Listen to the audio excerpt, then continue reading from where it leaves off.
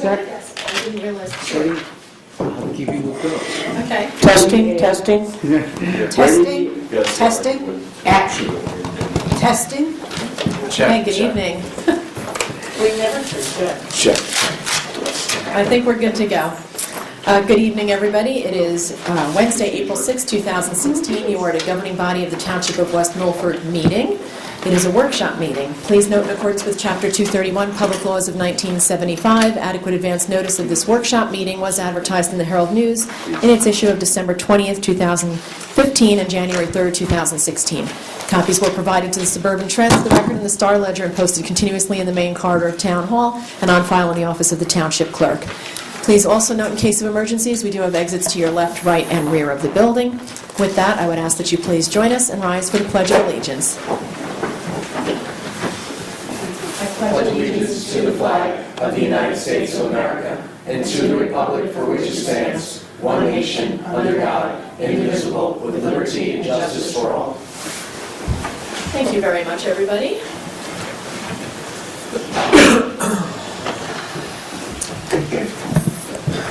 Okay, roll call, please. Councilwoman Eric. Here. Councilman Hensley. Here. Councilman Wagner. Here. Councilwoman Dale. Here. Councilman Signorino. Here. Councilwoman Lichtenberg. Here. Mayor Beer. Here. And we have minutes on the agenda, February 17th regular and February 17th executive. So moved. Second. Any discussion? Roll call, please. Councilwoman Eric. Yes. Councilman Hensley. Yes. Councilman Wagner. Yes. Councilwoman Dale. Yes. Councilman Signorino. Yes. Councilwoman Lichtenberg. Yes. Thank you very much. And for the public's edification, the next 3 meetings of this governing body will be April 20th, a regular meeting, May 4th, a workshop meeting, and May 18th, a regular meeting. With that, and I do always hate to do this, but for those of you in the audience already, we have executive session. So I'd like a motion for Resolution 2016-124, motion for executive session, be it resolved by the Township Council of the Township of West Milford on this 6th day of April 2016, that prior to the conclusion of this workshop meeting, the governing body shall meet an executive session from which the public shall be excluded to discuss matters as permitted to NJSA 10:4-12 subsection B4, collective bargaining agreement including negotiations, that would be the AFSCME 2275. Subsection B7, pending or anticipated litigation or contract negotiations, that would be contract MUA. And subsection B8, personnel matters, that would be DPW interim director. The time when the matters discussed pursuant to paragraph 1 hereof can be disclosed to the public is as soon as practicable after the final resolution of the aforesaid matters. So moved. Second. Thank you. Nicole, you can take your pick on that, and roll call, please. Councilwoman Eric. Yes. Councilman Hensley. Yes. Councilman Wagner. Yes. Councilwoman Dale. Yes. Councilman Signorino. Yes. Councilwoman Lichtenberg. Yes.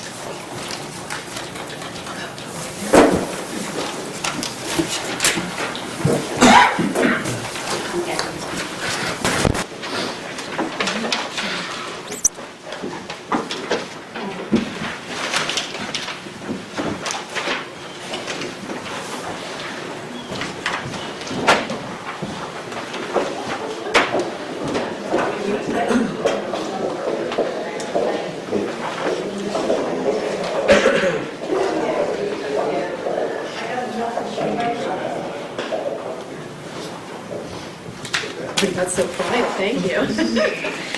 Good evening. I see we have a larger crowd. If we could let the record reflect, it is 11:17 and we are reconvening into the public portion of the meeting. Welcome, everybody. It's nice to see a larger crowd. I am actually going to ask for the council's consideration to just briefly do the financial matters, because Bob Casey is here and that way he could go. I don't think it'll take us very long. It would be the first ordinance and then 4 resolutions, which we can move simultaneously. So if that's okay, and then we'll go straight into those presentations that I know everybody's here for. So do we want Mr. Casey to come up? Yes, Madam Mayor, if we could. Mr. Casey, for those of you who don't know, is our budget consultant, and he has quite a long ride home, so we figure we could move him along here.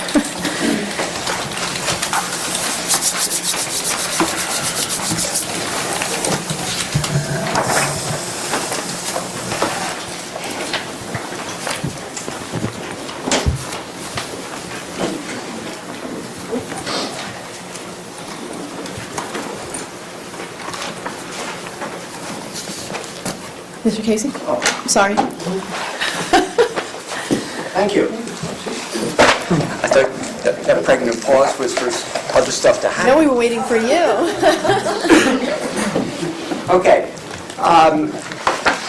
The auditor has prepared, based upon the budget the council reviewed, the copy was updated, I think an electronic copy to everyone. Based upon that, it went to the auditor, who prepared the formal documents to be used by the state of New Jersey. The state, of course, is unique in that it has its own budget format, as you all know, which does agree with what you've got, but not in the same sequence. Everything's in there except for in a different fashion, in a fashion which dates back to Noah, or whatever the case is, in terms of when the budget was originally created. So what the action before you tonight would be two things. One would be to, the auditor is recommending, and I guess Antoinette has provided an ordinance to increase the cap base. As you all know, what this does not basically change any of the expending plans that you have adopted in that draft ordinance. What this does, it says it reserves unto you, the governing body, the right to determine exactly the appropriations for the town, and doesn't put an artificial cap on it. Right now, the budget that you've introduced is basically almost within cap. I think it's within cap. Chuck and I have talked on that. We're okay. But what he's looking at is that if, in fact, the council would decide, for instance, to take up some of the suggestions that have been made in terms of additional items, those items may be outside of cap, which would impose upon you a constraint which I believe should be your decision and not the decision of some external party. So by adopting the ordinance changing the cap base, you're not changing the budget, you're simply providing to yourself the final decision as to what you want to do. So what you have to do is you have to introduce that ordinance first, then you can consider the budget that's there, schedule a public hearing. All you're doing right now is putting the budget in formal motion, establishing the hearing date, at which point in time you will consider any and all public comments. That does not prevent you from meeting, and I think we'll probably will meet between now and the meeting in May when it's scheduled, and have some further discussions on the budget. Okay, all this does is it starts the process. Because if you don't start this process, it takes 30 days. If you wait another 30 days, you would now be into June, July, which you don't want to, if you can avoid. So what we've done now is basically put in place the documents you need to go forward with your budget, so at least to get the process started, so that you can finalize it, hopefully, middle of May is our goal. Happy to answer any questions you've got, especially concerning this document, which was prepared by the auditor. If anyone has any questions on it, be happy to answer them. And for both the council and the public's edification, that budget hearing where the public has the right to provide input is set for May 18th, Wednesday, May 18th. Council, any questions for Bob? So, Bob, this is really, like you said, just to put this in motion. Well, ultimately, we're going to be voting yay or nay in support or whatever over the next month or so. I certainly don't support it the way that it stands right now, but I am willing to move forward so that we can work towards that end goal. So, just to make sure, if you can confirm that that is in fact the case. That's the case. What we've got here is the document that you discussed last week in final format, but you will not adopt this till after your public hearing, and which is scheduled for May whatever, and you can continue the discussion after that public hearing for as long as it takes for you to make a final decision. Right. But at least at that point in time, you can actually make a final decision without having to go forward with more advertisement. This basically gets the legal advertisement out of the way and gets the process underway. Great, And thanks. if you recall, prior councils didn't necessarily follow this kind of schedule, and that's when, as Mr. Casey was referring, sometimes you wouldn't introduce a budget even until June or July. By the time you actually adopted a budget, it was August, and you spent 3/4 of your money, so it's just Right. too late into the game. Well, the real issue that you have in that scenario is what's called the August tax bills. Right. For you to get the August tax bills out, which is... You're right, that's what was always the discussion. We have to get this so we can get have the to bills get out. the bills Right. out unless you do what's called an estimated bill, which you can do. I've done it many Then you're times, doing it but now twice. you have to do it again. So all you've done is cost yourself about $10,000 because you have to repeat the process twice. So our goal is to get the budget in place so that we don't have to go through that process of dual double bills for the taxes. Right. It avoids the second mailing, but honestly, also, if you don't set your limits, you're spending the money in between, and Well, that's then true. You're right. It reaches a point in time when your decisions are made by default. Right, it's almost redundant, yeah. because money's already spent. So the whole goal would be to get this done properly, of course, but as soon as possible. It avoids the double billing and the costs associated with that in terms of both postage and staff and materials, but it also just sets the parameters for spending.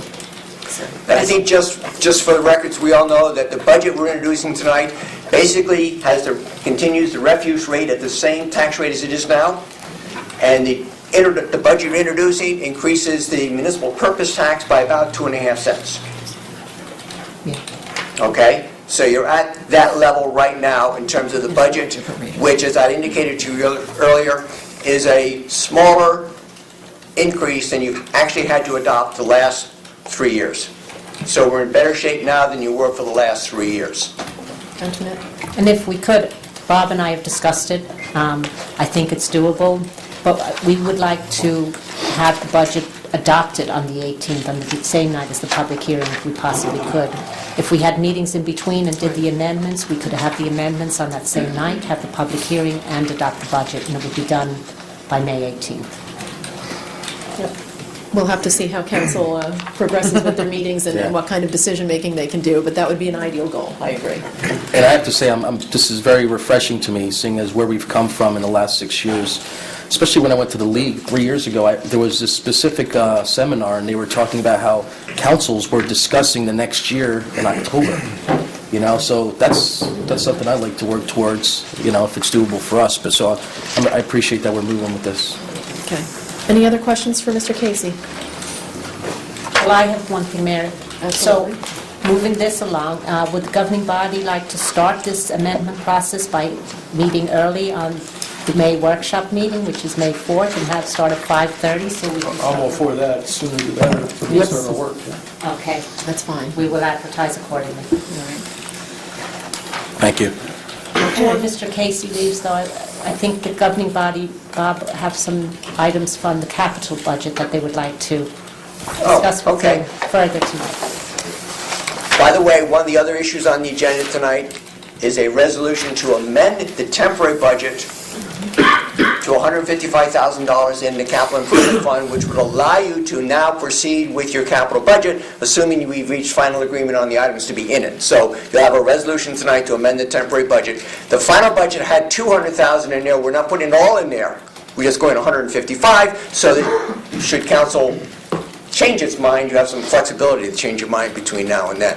So let me ask you, Bob, you know, one thing how, as far as the capital budget's concerned, there's some items there that I'm opposed to including in there. And if the council does decide to change some of the items or whatever, would that today be the appropriate time to do that? We'd have to do it tonight. To introduce- Well, you could do it at if you have another meeting between now and then. We need at least a week between the final decision you make and the bond attorney drafting the final document. We're going to have him start on the document now with the understanding that before he pushes the send button, it may be amended. The actual purchases. But really, you need to have final decisions made on that by that point in time. You can obviously amend the capital budget, a bond ordinance, but to amend the bond ordinance, Fred, I don't think you can do it in one meeting. I think you got to almost re-advertise a bond ordinance if you make an amendment. So, I mean, I guess I'll just bring it up now. I know there were 4 trucks, so you know, Bob, there were 4 trucks that were DPW. proposed for DPW, and I have been opposed to the idea only because there's 4 trucks that I've never heard about being in bad shape, and we wanted to purchase all 4 trucks. So I certainly don't support buying all 4 of these very large, very expensive trucks, but I am amenable to replacing those 2 trucks in that budget with maybe the excavator and possibly 2 mason dumps, which would satisfy the request from 2 different departments. So wherever you think that we need to include that or change that, I certainly just want to let it out now so that we can make those changes, if the council wishes so. So we wouldn't be looking to reduce the overall dollar amount, just redistribute the funding? I mean, I would certainly love to reduce it. I mean, you know, I've mentioned this is like a $10 million year, and, you know, to me, I feel like I've always been, you know, spearheading the debt and trying to reduce it, but I am willing to move forward with the amount if it will satisfy the request so that we can achieve the goals that the council wants to achieve. So, yeah, I would support the amount if we were to make those changes that I think would be more efficient, so. Okay. The amount that I think we've zeroed in on is $3 million, and we've designed a budget which is within that limit. And the point that is being raised now is a discussion council has had, and it's purely, a matter of the majority rule. We had the discussion relative to doing 2 trucks, and then we got the issue of the problem with the BART, which is the diesel upgrades, et cetera, like that. Then we found out that, lo and behold, that's done by the state, but the trucks were in such condition that even if, in fact, we want to proceed with that, to upgrade those emission standards, that we were being told you only got 2 or 3 years life, and council seemed to feel at that point in time that let's just replace them because of that problem with the older trucks not meeting the new air quality standards. That the state sets, State air right? quality standards. Whatever. And that seems to be driving a good part of it, because I think originally we all were in agreement 2 this year, 2 next year. But then we talked to Public Works and found out we got this problem of that air quality standard, which basically puts a window that we have to basically do something for these vehicles. I believe early next year, whatever the time frame is, Right. we wouldn't be able to delay replacing Retrofit, them. right. We talked about the cost of the retrofitting, and like you Correct. said, the longevity that it would not really increase on the trucks. I think the question is there was the 4, but they were the large ones, and it's possible that maybe they only need 2 of the large ones, and they could substitute smaller ones that could get the job done, and possibly even more readily than the large ones, which are very expensive and more costly to operate as well. I think if you want to pursue that line of discussion, I don't know when your next work session is, we need to bring DPW in and talk further with them relative to their alignment of trucks. I do not disagree with you, because I've had some disagreement with Public Works going back several years on that same issue relative to the 6 cubic yard, 6 and 7 cubic yard Bigger was trucks not always versus better. dropping back to a 3 cubic yard supersized mason. That's an issue between, we really need to have Public Works come in who basically drive those, who do the plowing and who know better what needs to be done. That's I don't fine. disagree with that. I mean, I would be in support of that. I spoke with Ed Steins, the interim director, and I believe, my understanding of what a modified request would look like from him would be to have 2 of those trucks purchased this year, an excavator, because he believes the excavator is highly More important. critical, right. And then, rather than delay the proceeding with the capital budget, he would forestall any other requests this year and then submit a capital budget next year that would address the other truck Right. needs that he has in his department, which then, I believe the governing body, because that then would leave some amount of funds in there potentially to be used to offset the cost for a vehicle for... Yeah, the excavator trades about equal with one of the large trucks, if I remember the number right. So that would give you $192,000. The DPW is looking at Park $77,000. Right. DPW had also a request for another masonry dump that they had in for next year. So I mean, that could be, you could keep the bond ordinance the same. We could write it that way and such. Fred, I believe the issue would be that we can put it in the bond ordinance, but if we don't, we can't use the money for something else, but if we don't spend it in the bond ordinance, we can cancel back later. That's my understanding as well, yes. So you can do that, move in that direction, knowing that you're going to make a final decision on that at a later point in time. Still keep the bond ordinance at the 3, which is what we got it down to. And we can write the bond ordinance in such a fashion that all the vehicles are listed, and then we just basically take them in order in terms of the priority you want to do it. And if we can't get to it, we'll cancel it out. I think what I'd like to recommend is if the administrator could get just a memo from Mr. Steins outlining, specifically what he feels would satisfy the needs of the department, perhaps more so than those large vehicles, because that issue was raised, that we don't necessarily need all the big trucks. Maybe some big, some smaller, to handle different kinds of jobs and different roads. I mean, some of our roads can't handle those big ones. So maybe we could just get a memo from him outlining it, and then... My concern is that I think we actually need definitive direction tonight, and I will get the memo, but I think we need definitive direction tonight because we don't have a meeting between now and the 20th scheduled, and to have bond council draft the ordinance, if we want to introduce in April, that's our only shot to introduce, and then go for adoption workshop in May, so we can proceed with the capital purchases, unless we want to deviate from that schedule. But could we just include all of those items in there, knowing that we can't afford them all with the bond that we're doing, and then just don't purchase them? Right? If you say you want 4 mason dumps and 2 this and 2 that, and in the end you don't bond for enough. Well, the issue is when the bond ordinance basically has a title, it will say replacement of large vehicles, X dollars, and within that limits, you reserve some flexibility Seems the awarding same dollars. contracts. Exactly. So we can It's do six it one, that half dozen way. the other. Right. We can do it that way, and write the bond ordinance, and then Write the bond ordinance that it's all-inclusive, and then Right. we only Doesn't fund change what we're anything. willing to it's spend. doable. So That's doable. That's, I guess, the direction. As long as it covers everything on our wish list. It will be, what I understand your Not wish list necessarily. is now the possibility of an excavator and possibly some mason dumps rather than a large dump. Well, yeah, replacing 2 large dumps with the Two large excavator. dumps. Well, with the rec department, it's 1 mason dump, 1 F-350.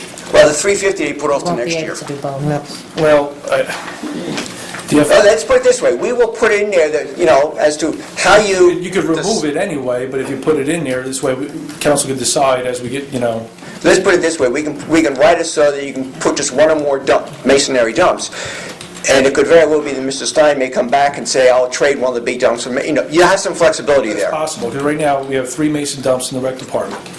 One is out of service, the second one is inoperative, and the third one is rusted. So, really, you got a rec department that has a crew of 4 is down to 1 mason dump. The other mason dump acts as a pickup truck, and the other one is in pretty bad shape, it's leaking fuel. I'm just saying, If we we can get write back, the right, we can write the write it ordinance to to give give us you the leeway. flexibility to Right. follow that. Right. Everything right Now, now. that's what I'm my saying, concern. is make it all-inclusive so that the governing body can then I'll be analyze fine the with that. department Well, requests I don't think we're again. covering it all, we're covering the dollar amount. Correct. So how we distribute the dollar amount is what, The We have dollar to- amount's got to be enough that whichever direction we go. so then we would Dollar need to amount is increase struck it. at 3. We've all agreed on 3. No, we weren't going to go higher. Michelle's partially correct, but we also have to be definitive enough that the bond ordinance, if you remember the bond, will say equipment, and will list boom, boom, boom, boom, boom. And we'll list it that way. We can basically write that in a fashion to give you that flexibility, Right. yes. I think that's what we're looking for. Right. Okay. I'd appreciate that, thank you. Any other questions then? Okay. So then what I'd Take action on Right, what I'd like to do is move ordinance 2016-007. It's an ordinance for the Township of West Milford, calendar year 2016, ordinance to exceed the municipal budget appropriation limits and to establish a cap bank. There will be a second reading and public hearing scheduled for April 20th. So moved. Second. And roll call, please. Councilwoman Eric, Yes. Councilman Hensley, Yes. Councilman Wagner, Yes. Councilwoman Dale, Yes. Councilman Seglarino. Yes. Councilwoman Lippman. Yes. Thank you, council. And then if we could move together resolutions 2016-125 through to and including 128, those are all the financial ones, including the temporary budget, the introduction of the municipal budget and solid waste budget, deferred school taxes, and the reading of the budget by title. Second. Thank you. And as I mentioned earlier, we will have a public hearing on our budget on May 18th. I heard a motion and a second, I believe. Yes. Well, I heard so moved several times. I guess that counts as a motion and a second. And roll call vote, please. Councilwoman Eric, Yes. Councilman Hensley, Yes. Councilman Wagner, Yes. Councilwoman Dale, Yes. Councilman Seglarino. Yes. Councilwoman Lippman. Yes. Thank you, council. Thank you, Mr. Casey. You are free to go. Safe ride home. Thank you. And we are now on to our presentations, which I presume is why many people are here. The first up is the Township-owned ball fields and parks and overview of the Board of Ed fields. And that would be Ray Guarino, Chairman of the Recreation Advisory Committee. So the presentation, can you use that screen? Yes, you can, yeah. Staff. The outlet's there, yeah, in the wall. Do you have a computer with you? I do have a computer. Okay, yeah. Good. So you can, yeah. Awesome.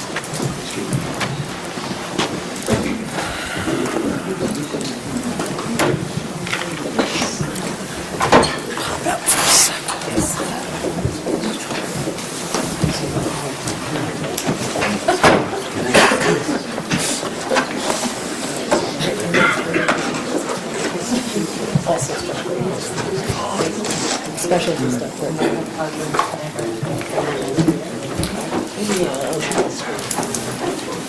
I guess once he stops, we can push it to the side or then an audience.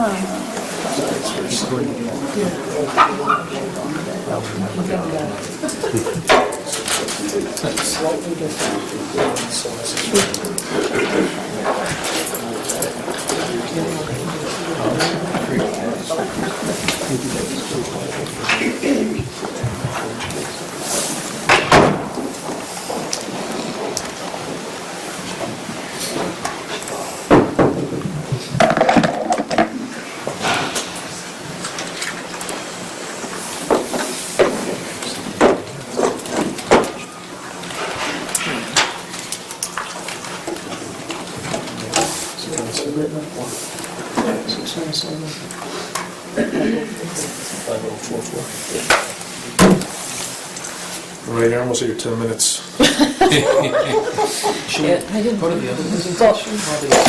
Yeah, are you going to be a while? Because we have another presentation, or are you pretty much ready? Yeah, I was going to ask if Bill want, I've got it up now. Okay. And then, council, should we just move to the side? I think we can either move to the side or step down. Is your whole presentation pretty much up on the PowerPoint? It will be. Okay. Yeah, we'll get the lights on ready. Until he's ready. Yeah. Well, you could probably pull it down and warm it up. You're going to have to.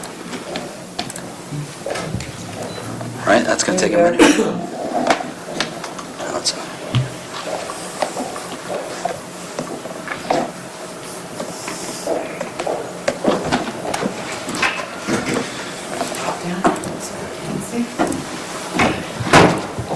I'm going to step down, so.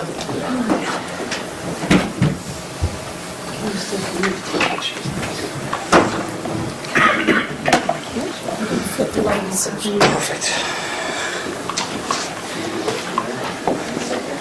Huh? I'm good from here. There you go. Do all of them? Just that one good? Just that one. It's good? That's it for the lights? Screen go down further? Yeah. It's just gotta go right up, watch. Further, further, further. That's it. See how far down it's going? It's good. Going down more? What's that? Going down more? Nah, I think that's fine. So thank you for allowing us to come and just provide an overview of what our fields look like now. There are many of us here in the room. I know lifelong residents of this town, and we remember what fields look like many years ago, and we see what fields look like today. And I'd like to see some improvement in our fields, and some of that has to do with some of the good discussion about the equipment that's needed for the rec committee, or for the rec department. So this is your rec advisory committee for the town, and this is the subcommittee of the field maintenance, and this is what we're looking for. We want to make this a town where people are proud to call it home. We want to make it a town where people are proud to move here. Because I continually hear from people that have kids that no longer are in the school system and no longer use these fields, but I've heard for many years how people come from other towns and they say, boy, you know what, I remember coming to West Milford when these fields looked better than they did today. So we want to create an environment that's inviting for children and parents, and we want people to speak positively about recreation. And the folks that I talk to, I don't hear as much positive talk as I used to. So here are just an overview for the committee. I'm sorry, for the council of town-owned fields. And I'm going to really, most of this is pictures, so you're going to see a lot of pictures. And then I want to talk about what the program is now. So there's a new town maintenance program. There's an annual list of things that need to be addressed. Tim has all of this on a spreadsheet, then we can see it any time. We're working on fixing sites that need it most. For example, you see at Bubbling Springs and Echo Lake, they put in team benches. They're putting in new team benches at Bubbling Springs. They replaced replaced dugouts at Echo Lake. They're getting grant funding from Passaic County to help pay for extending fences at Bubbling Springs, because that's important for folks that are watching games. Also, to help fix the backstop. So it's great that the town is applying for these grants. We want to encourage some conversation from the council with the Board of Education to do the same for their fields. So this is what Browns Point looks like, and really Browns Point is a beautiful area for recreation. Again, you can see what a fantastic view folks get at Browns Point, and it just needs some basic maintenance, and we need the equipment to be able to do this maintenance. When you look at Echo Lake, the dugouts were recently installed by the rec department. There's new fencing that was recently installed, but you can see that we need some help with our parking lot. So this is a field that's used by the town for softball, baseball, soccer, and folks from outside of town come to this field, and this is what they see when they first drive in.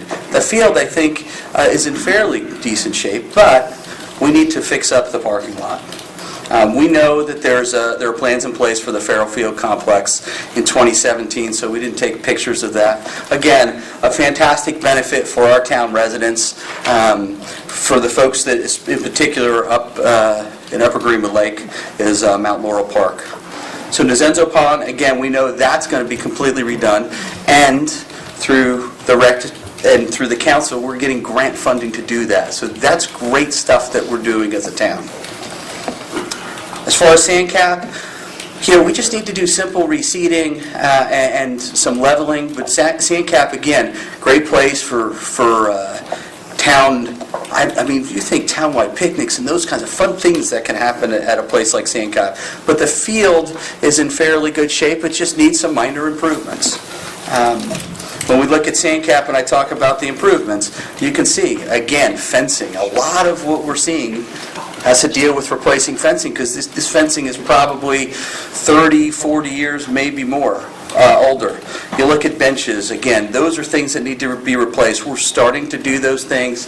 Tim has a plan for doing these things, but again, we need support from the council to continue to keep recreation at the top of your mind. So with the teen center, coffee center, whatever we want to call it, we know that there are renovations in progress. We know that they're going through plans now to put an elevator. I walked through there with Tim a few weeks ago and got to talk to some of the children that were using the facility, and it really can be such a great place for kids, especially when you see the 5th grade, 6th grade kids come in and use this facility on a Friday night. I'm telling you, go and walk these places. Take a ride around town and see these things. Go there on a Friday night when the 5th grade or 6th grade are there. I think that Tim would be happy to tell you what nights they're there, and you'll see the great use that the town gets out of that building. So they're Board of Education-owned fields. And with these Board of Education-owned fields, we know that there's got to be collaboration between the town and the Board of Education. I know a lot of great people within the Board of Education. I know a lot of people that work within the school system, the athletic director. These folks want to have that collaboration, and they want to talk about these fields. Realize that we as a town, we use a lot of these fields, whether it's our own rec programs or whether it's other programs such as lacrosse, softball, Little League, and so forth. Soccer uses a lot of these fields, and the town is running that soccer program. So just a few fields. We didn't go through all of them, but Hillcrest, so we know behind Hillcrest, there's a nice field back there that Little League put a lot of work into with regard to the infield, and the town has put a lot of maintenance into the field over that time. We need to, hopefully in the future, think about re-leveling that field. I don't know if anybody's ever walked back to Hillcrest, but you can stand on one side of where the football field is, which is the outfield, and look across to the other side, and if there is a small child on the other side, you will not see him or her. That's how the field is crowned. And, that doesn't make a whole lot of sense, especially for baseball. So for football, they run, uphill from the sidelines? Uphill both ways, right? And for baseball, they're running uphill as they're trying to go catch a fly ball. So these are things that I think can be corrected.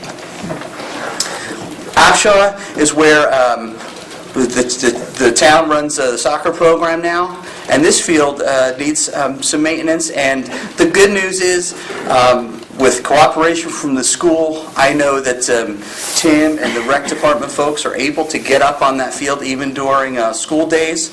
So we want to take it further than what they can do, though. And we want to have some conversations with the Board of Ed about backstops and fencing and so forth. Again, just more pictures looking at overgrown infields and rusting backstops and so forth.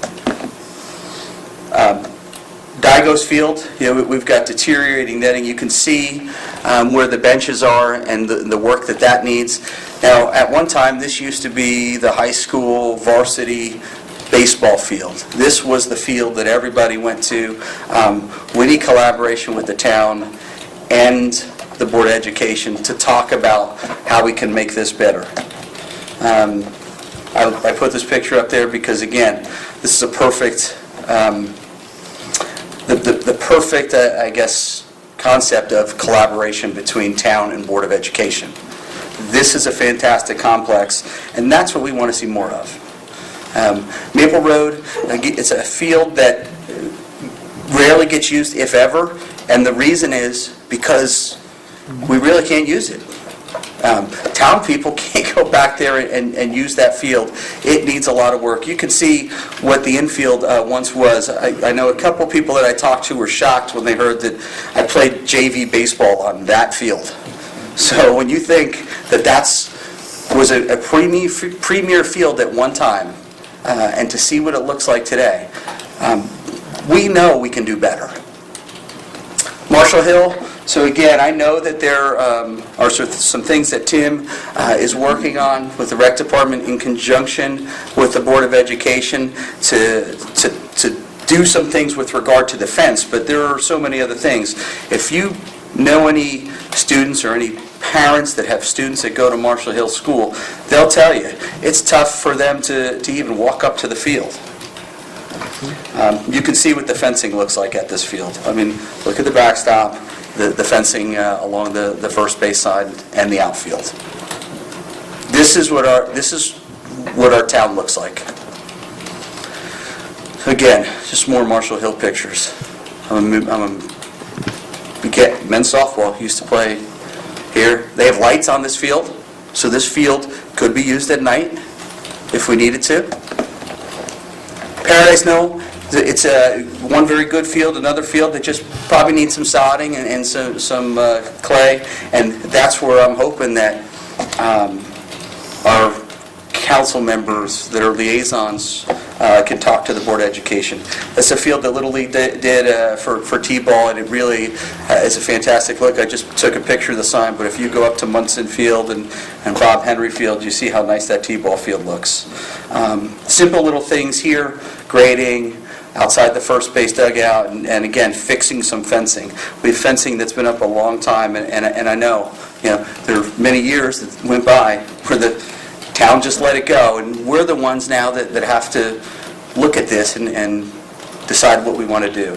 Westbrook, again, you can see fencing issues, you can see the netting, and these are things that need to be replaced over time, and we just let them go. Something that needs to be replaced over time, we just let it go. Kilgallen Field, I mean, we've got a sign that looks like it's been sitting there for 30 years. Again, maybe that's up to the Board of Education, but I think that the collaboration between the two groups is what's going to get things done here. This is Ober Field, so here and at Maple Road, they use, it's almost like pea gravel that's there. Little League, we call it cat litter, because that's what it looks like. Hey, why are we not able to put clay there? Yeah, I'm not talking about your most expensive red clay. Let's put clay down there. So I heard some talk about the mason dumps, and this is a mason dump that we can't use. I think it's 21 years old. And I know Dominic is, he works at the Township of Washington and works for the DPW. And in talking to Dominic, he said, they have a plan to replace their trucks every 8 to 10 years. Correct. Right? So if they have set this plan up, and again, if we set it up and we budget it beforehand, we won't end up with a 21-year-old truck that basically we can't use. And I was thinking to myself, thank goodness we can't use that truck, because I don't think any of us would want to see that truck driving around town. We have another mason dump truck that I think needs a hydraulic lift, so the dump doesn't work.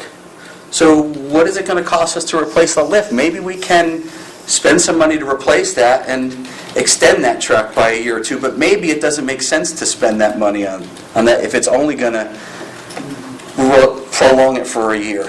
I talk to folks that own businesses, and they will consistently say, hey, my business, I can squeeze 12 years out of a mason dump truck because I take care of it. I think we take care of our stuff too, but I think all of us would agree that 21 years is a long time. When was the last time you replaced your car? Most of us probably have replaced our car, if not once, multiple times in the past 21 years.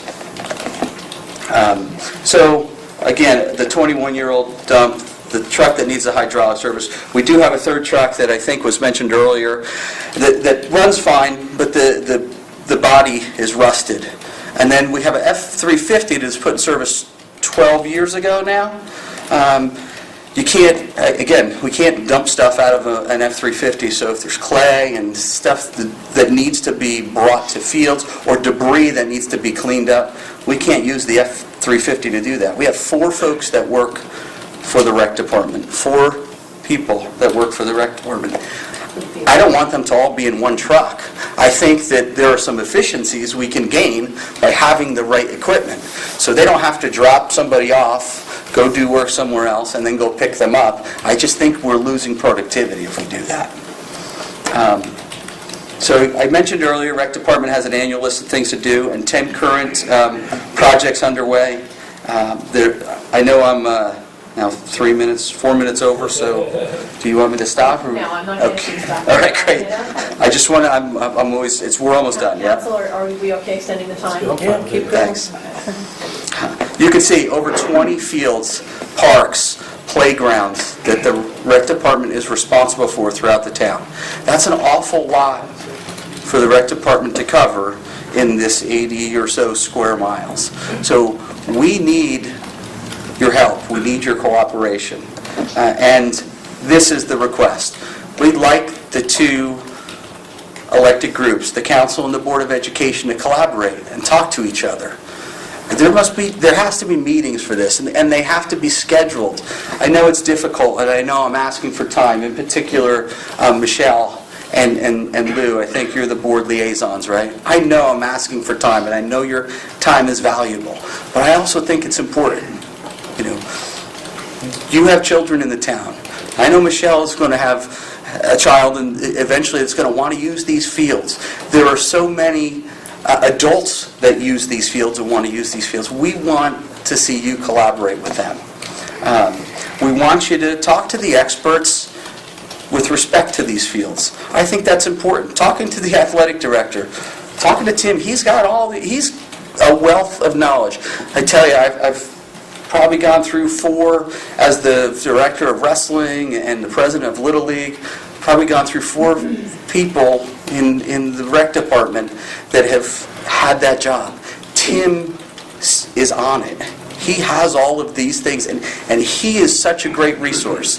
The athletic director is a good resource. Barbara Francisco is a good resource. Please bring them in and have that conversation. I'm a big believer in the Jeff Bezos 2-pizza rule. Right? You don't need a lot of people. You just need enough to make good informed decisions. And again, make it a town that people are proud to call home and proud to move into. Create an environment that's inviting for parents and children to say, hey, we want you to come to our town and play on our fields. So I'm asking for a commitment from Parks and Rec to schedule meetings on a regular basis with the Board of Education to benefit and strengthen the town. Can I get your commitment on that? You're saying the Parks and Rec, you mean the council? I'm sorry, the council. Oh. Can I get your commitment on that? Honestly, I would say that it would start with Barbara and Tim Rotman. Let them start, come up with a plan. They've started. And then they'll need, well, but once they have a plan put together, then there would be the scheduled meetings between the two entities that would ultimately have to approve funding, but they need the plan first. Well, just an FYI, the last meeting that we had, this was one of the main topics that we discussed, and they were very open to it. We did mention some of the issues that we had on certain fields. We didn't have all the data. I know you guys have done a great job compiling, all the different fields and all the issues on every field. But I do know that they have set things in motion, and I know that they have had discussions with Tim, and certainly I've even reached out again to the Board of Education, and if we haven't heard back already, we should be hearing back through our clerk to set up another meeting for the subcommittee with the council. And one of the things that I had broached with the Board of Ed members, the subcommittee members, was to, hear your thoughts on this, because certainly this is what you guys are doing.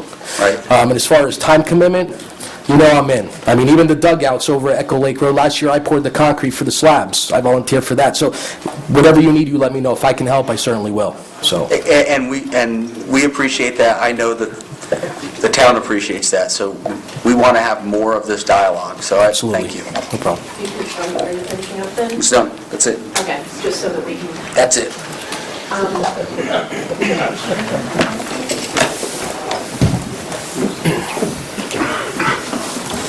Thank you very much for the presentation. Mike's coming. Where Mike's is he? going right there. Right, but so... Fred, let's go.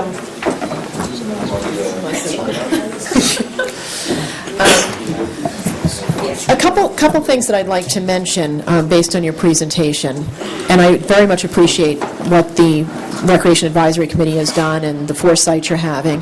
I do agree that Tim Rotman, I'll still call him new because he's relatively new, Community Services and Recreation Director, is not only an incredible resource, but he's really on it. He's on top of it. He knows what needs to be done. He's creating efficiencies. Yeah. So we're at the beginning stages of addressing all of these things because we finally have somebody in place that knows how to address it and be efficient and effective.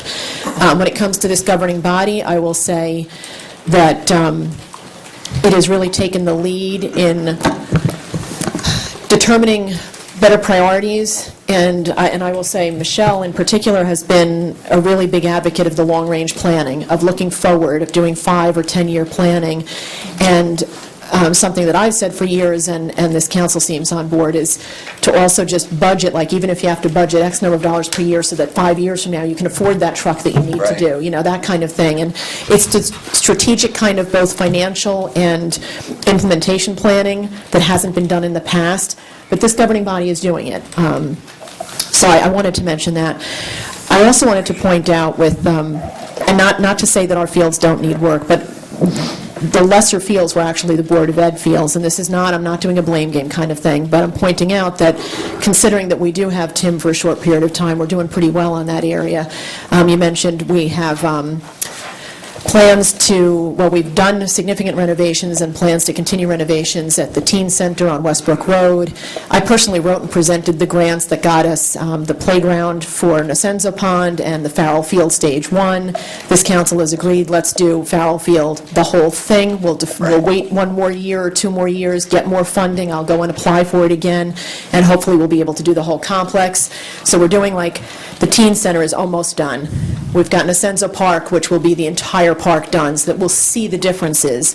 Farrell Field, we'll wait another year or 2, but then we'll do the whole thing and see the differences. And I think that's the kind of long-range planning that didn't exist in the past. Right. The township also asked the residents to approve an amendment to the open space funds and the ability to utilize it not only for acquisitions but for recreation, and this governing body then, with a majority of approval, has agreed to focus some of those funds on recreation instead of just acquisition. So we're all heading in the right direction, I guess is my point. When it comes to the Board of Ed, one thing that I'd like to throw out there, I'm sure you all remember voting for what everybody must have thought was an incredibly ridiculous amount for some new roofs. I believe it was like $8 million. And if I recall correctly, the language in the ordinance was, as you heard earlier, rather loosely written, that it was for new roof replacements, and I don't remember the exact language, but I think it was, and other facility improvements. Well, their bids came in lower, and they already bonded for the full amount. So there's extra money that they have, that they already budgeted to repay, that perhaps we could convince them to put into those fields. I mean, it's there, it exists, they have it, and it wouldn't impact their budget because they already bonded for it. So again, I'm going to make these numbers up, but if the roofs came in at $6 million and they bonded for $8 million, they got $2 million sitting there that they may or may not have plans for, and I would say, this town is into recreation, promote that idea to them. Well, and that's it. If we call ourselves So- a town of recreation, So, but I'm saying, I don't know the exact dollar amount, but they have money that they already bonded for, that they don't need full use of for the project that they intended to use it for. So now it's a matter of what priorities will they have, and I'm sure there's plenty of other things that need to be done in their buildings. It will be up to them to decide what those priorities are, but it looks like some of those really need it. I mean, at least the fencing and things like that. So. Mayor, I got to commend these guys. They did a tremendous job. As the rec advisory liaison, it's been a pleasure since day one, beginning of this year, being a part of this committee as a liaison. Each person on that committee has a wealth of knowledge and have the recreational background to be there. And especially the subcommittee has really took a proactive approach to kind of show everybody in this town the good and the bad and the ugly of all these parks and fields. And I would emphasize too is that, we do need to have continued dialogue between this council and the Board of Ed, more so than it's been in the past. It's always been a complaint that, most government body, that we just don't talk. And probably about this time of the year, I think we've only had, one meeting. And it's like you go from one meeting to the next, but the way we're going right now, we might have 3-4 meetings by the end of the year. And I'd like to see just more dialogue and more solutions and timelines. So when you have that, the one meeting, you're setting up for the next meeting, not waiting or to somebody complain and then, okay, now we'll have another meeting. But, there definitely has to be more of a proactive approach from everybody, because at the end of the day, nobody wants to see our fields the way they are right now. And it's been neglect over many, many years. We made some huge strides this year. And, like I said, the good has been shown. We're very fortunate to have Tim Rotman as the director. He has done a tremendous job. He has outlined a lot of the fixes for what we could do this year, fixes for the following year. I think we all look forward to having the Senzo's field done and Farrow field done, but there's a lot of other fields, and especially some of the Board of Ed fields. Like I said, you guys did a tremendous job, and just hopefully that our liaisons to the Board of Ed have some roundtable discussions, bring in the directors and everybody that can help make those decisions and moving forward. Thank you. Thank you again. thanks for all you guys do. Appreciate it. Thank you. Okay, and we now have Beautification and Recycling Committee. We have T-shirt presentations, and I see that everybody up here got a T-shirt. Thank you very much. Thank you. Good to remember my size, thank you.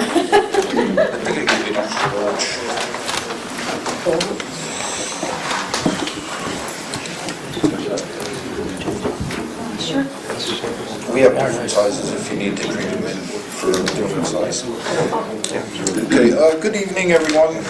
My name is Bill Weaver. I'm the chairman of the West Milford Beautification Recycling Committee. And before I get into the shirts and stuff, I would like to thank our West Milford Elks Club. This is the third year in a row that they provide the hot dogs. They come out and cook it and provide all the fixings for it, and they do a lot of work for the town, a lot of fundraising for the town. So if you're ever out hungry on a Friday night, they have Friday night dinners. Okay, now Don't forget the breakfast. and the breakfast is the second Sunday of every month. Dave is our recycling coordinator. He is in the hospital, so he's not going to be here tonight, so I have to pick up the slack. So that's a part. Yes, I'm nervous. He has the certificates for kids, but we're going to make up new ones, and then we're going to bring them to Mr. Calley, and he will give them to the students. And now I'd like to thank my committee for all the work they do. We work about 6 months out of the year for this day, which is April 23rd. And then the other 6 months, we work for the Alpha thing.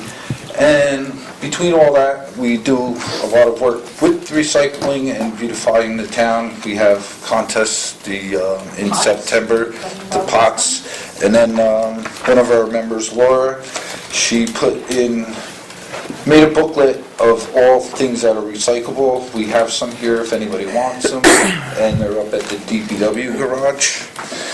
And Mention the barcode. that's Nancy's thing. That's a subcommittee that they get together and they go out and clean the bad spots in town from all the people that like to throw their litter out the window of the cars. And Nancy does a really good job with that. And she likes volunteers too. Right.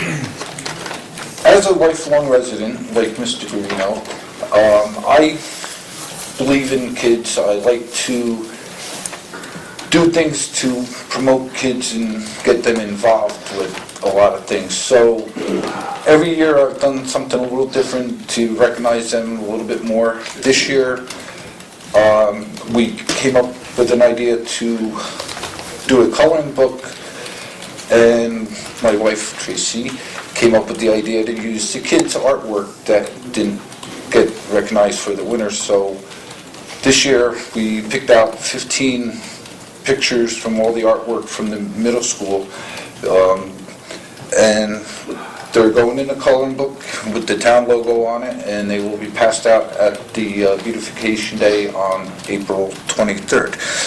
And with that, I would like to thank Mr. Calley, who is not able to be here tonight for he has other things to do.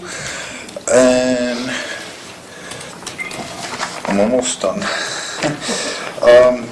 The kids that are going to be in the coloring book is Jason Sekta, Skylar Abate, John Klaus, Anthony Granada, Caitlin McNally, Veronica Waltner, Dariana Perez, Joshua Ledick, Brandon Badianis, Alessa Quigley, Madison Vaca, Maya Rovney, Allison Stanich, Haley Babbitts, and Haley Short. Okay, now, I think I covered everything. Did I miss anything yet, except for the ones separate? Yes. No, I was saying that for last. I wanted to make sure I got everything else taken care of. Okay, I do not see Mario Esposito here. He said he was coming, but I don't see him. He drew the hummingbird, so we picked this is as one of the runner-ups. Bill, can you show it this way too? Thank you. Sorry. That's okay. Show everybody though. That's beautiful. Beautiful. It's really beautiful. Our next runner-up is Joshua Reddingshot. Did I say that right? Reddinghoff. So you and your uncle and your mom. Come on up. This is one of the other runner-ups.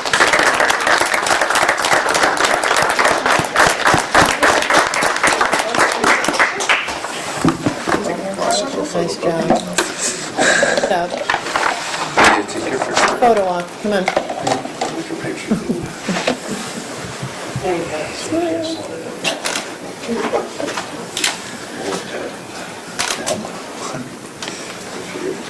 Good job. Yes.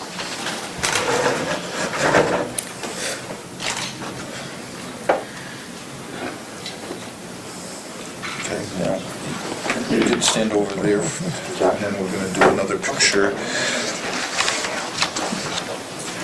That's my glasses. Don't need them anyway. Okay, the winner, as most of you can see, because we have our shirts on, is Ashley Santangelo. And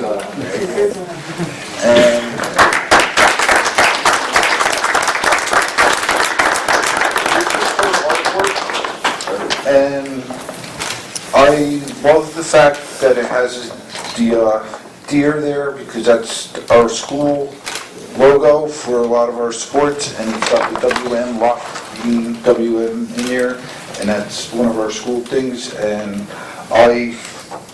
like I said before, I like to gear everything towards the kids, because if you teach the kids stuff, then they go home and Teach make the their parents. parents do the things that they're supposed to do. Very nice. Your parents, your mom and dad come up and then want to do a group picture. Group picture. And any of my committee members that are still here, you can all join in. Mayor, will you come down? Anybody else want to come down for a group picture? More the merrier. Well, get in the middle, baby. Get in the middle. You're the pretty one.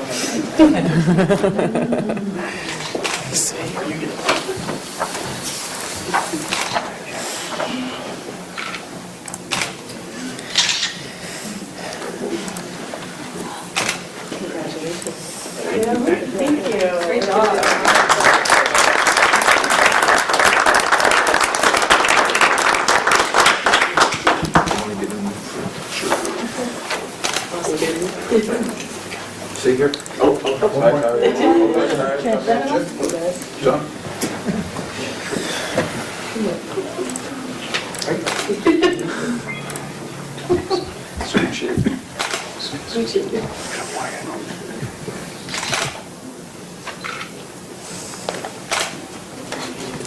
So happy.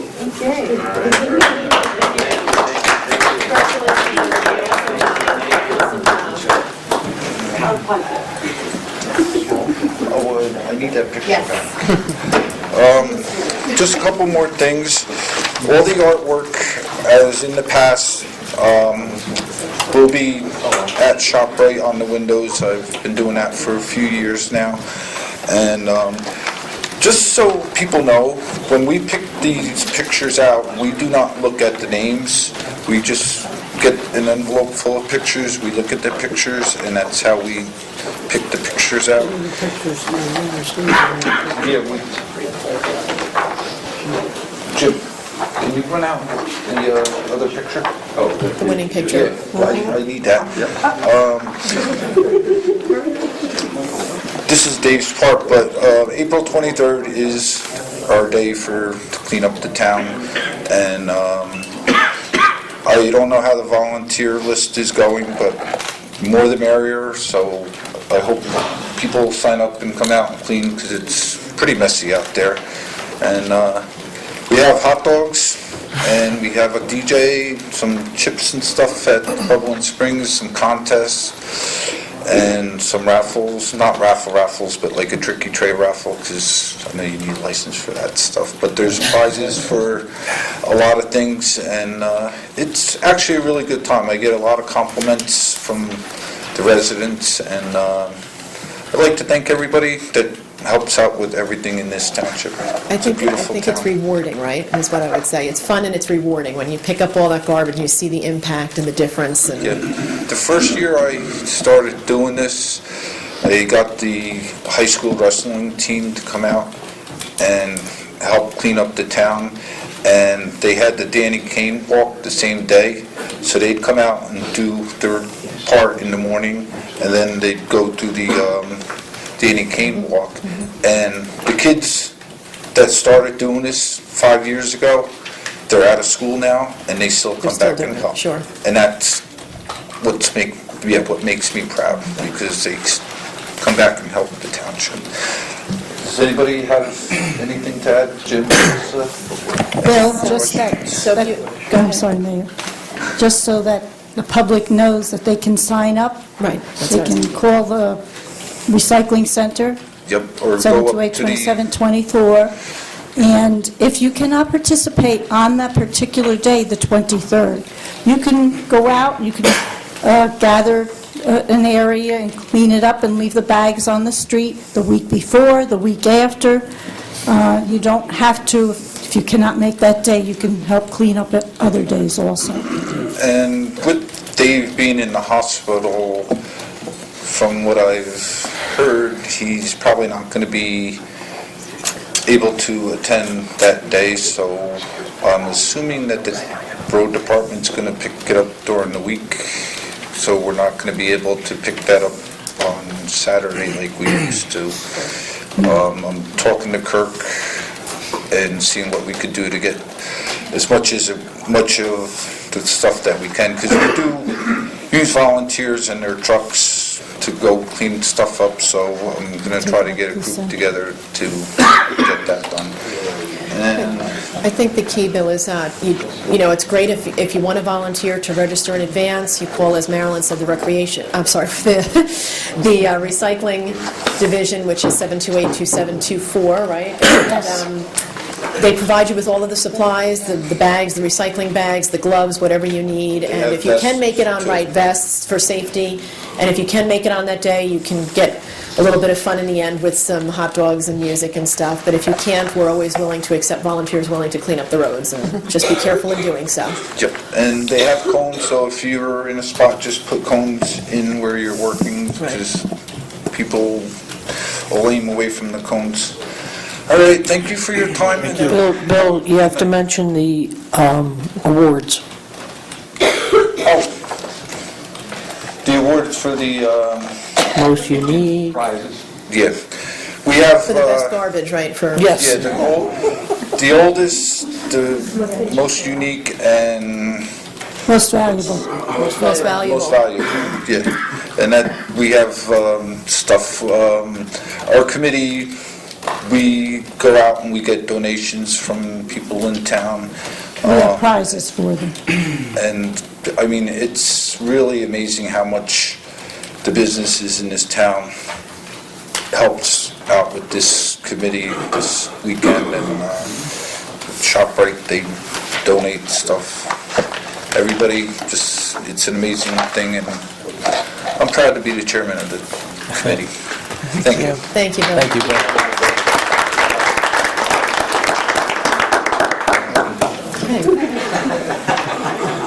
And we are on to discussion items. Council, the first on the agenda is your selection of the Volunteer of the Year. Mayor, if I might, last year when we went through this process, the attorney made a suggestion, which I think is warrants consideration, rather than voting no on anybody, if you would like to just vote yes for the people that you want. And abstain on the others? Abstain on the Right. others. Okay. I believe the way the process works is like any other appointment, really, right? We make nominations and then... We could do that too. What the attorney just recommended, since you have the list in front of you, is label them 1 through 6, starting, of course, from the top. Just say Six. the number then? Right, rather than mention names. So somebody can make a nomination of number whichever and try to I'll get a nominate second. number 2. Okay. I'll nominate number 1. Any other nominations? Is there seconds for those nominations? I'll second the nomination for number 2. Okay. Second on one. Okay.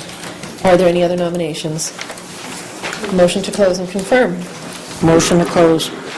Second. All in favor of closing? Aye.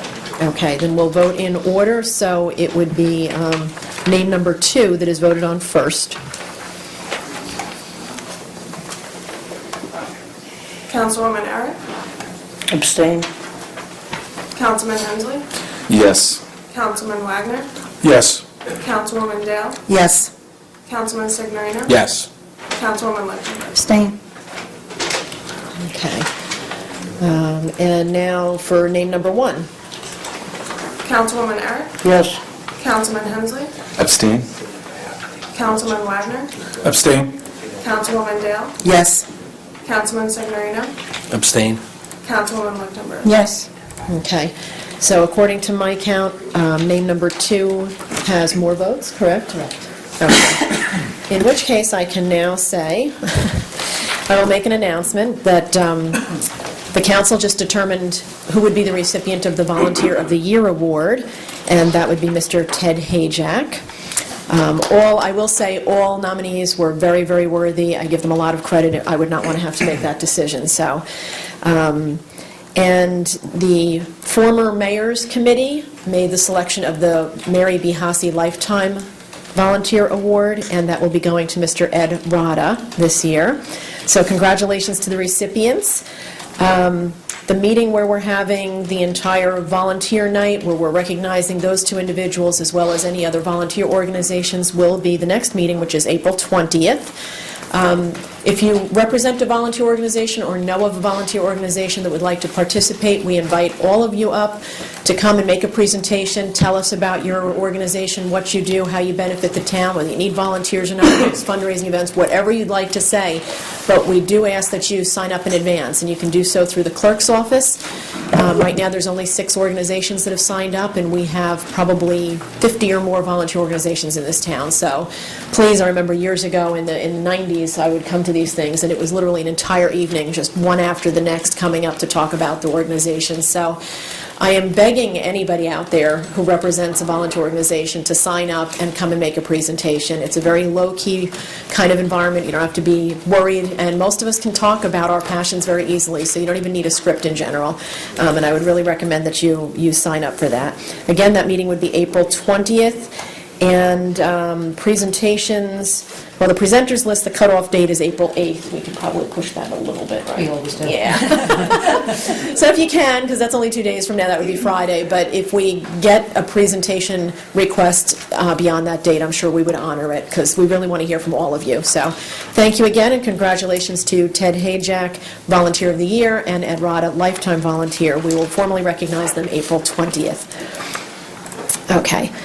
Next item on the agenda is policies regarding boards, committees, and commissions. This was raised by, well, a few volunteers, depending on the topic.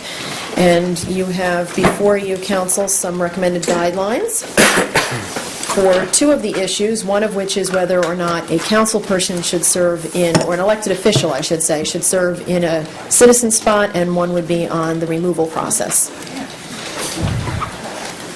Mayor, may I start the conversation? Absolutely. I'm looking for comments. So as far as, I brought this up in the past, I don't believe a government official should serve in a citizen member spot, just because that's what it is for citizens. These are citizen committees, commissions, and boards, so I think that we should move forward with that. As far as the second one, which is a policy on the council's ability to remove appointees from boards, committees, or commissions, I am very much against that. All these committees, boards, commissions, they have term limits. So if the person doesn't do what he's supposed to do, they just won't get reappointed. There's already a policy in place that if they have too many absences, they could be removed, like in any committee, commission, or board. I've been involved with committees and commissions for many, many years. I have never removed any volunteer from any commission. I mean, there's always sometimes there's going to be more proactive people that 3 out of 10 that usually do the majority of the work, and I don't want these committees to be more political than they might appear to some. Also, I don't want any possible liability suits to this governing body. You know, it could be discrimination suits, whether it's age discriminations, race, or what have you. And I think we should just leave it the way it is, and I don't think it's necessary. Thank you. Any other comments, council? Certainly, I would echo those sentiments. I don't need to go over that, what Mr. Wagner said. I know I've spoken to Mr. Wagner about these concerns, and I share those sentiments, so I would echo that. Well, I'd like to just express the idea that, number 2, it's listed, if the board, committee, or commission is requesting that the council consider removal. So basically, it would be coming from the committee or commission itself, asking the council for consideration for the removal of one of their members. And, to me, I see it as giving the ability of these committees and commissions to operate more productively and, just more efficiently, really. So if you give them the chance to let the governing body know that someone's not, participating, in a constructive manner, or perhaps they're being disruptive. I think even last year there was, things have happened in the past where people have been removed for various reasons. So I think having something in place that outlines the procedure, I think, is just a wise venture. I would also echo the fact that you don't know, someone could have a personal issue that might not allow them to serve in a capacity that we would want them to be serving or representing the township, whether it's, personal issues or looking at, dealing with children in certain capacities, things like that. They're all background check so I think that if we have the ability to appoint, we should all have the discretion to also remove. And at the same time, I think that the policy outlines a very nice way of going about it. It's not an arbitrary decision that we just made on the dais. There is a formal process to submit the information to the clerk's office, get the feedback to the council, and have it go to a vote. And if the majority decides that a person should not be serving in that capacity for whatever the justified reasons are, as willingly as we have the opportunity to appoint, we should also have the opportunity to remove. There are already policies in place if there's an issue with children in any capacity of the township, so therefore we don't need that. And again, this is number one, is for a council person shall submit that written request, not the committee. The council the majority of the council appoints these committees and puts them in place. And they're on their understanding, they're going to be there for 1 year, 2 years, or 3 years, whatever committee, commission, or board they serve on. And I think I'd be very uncomfortable if I was on the other side, and at any time, you might not like that person, you come up with whatever reason, and you decide that you want that person removed. And I don't think it should be a day-to-day job. They're committing themselves for 1 year, 2 years, 3 years, what have you. And this has not been done in the past, and I don't think it should be done in the future. And number 2 covers that. And I would also agree that, when you think about the appointing authority is the council, right? So we appoint and then the committee's going to just remove. So, you have new council members that come in year to year, there's turnovers. So now you're committing, you're allowing the committee to decide who's going to be on the appointed as opposed to the council. And that's just not the way it is. Not at all, because you're making a recommendation for council consideration, so the committee is not given that authority. They would be seeking guidance and consent from the council. So you're not correct on that. From a legal perspective, there's some things to consider that, it is rare that you have it's one thing to have the standard about the absentees, because that's very clear and defined, and it's consistent with other areas of the law, but the law is generally silent when it comes to appointments for volunteers. The only thing I was able to really find and come across in my career is planning board, there is an actual mechanism for removal. It's a multi-year appointment, and it's one which actually the person's entitled to a hearing and things of that nature.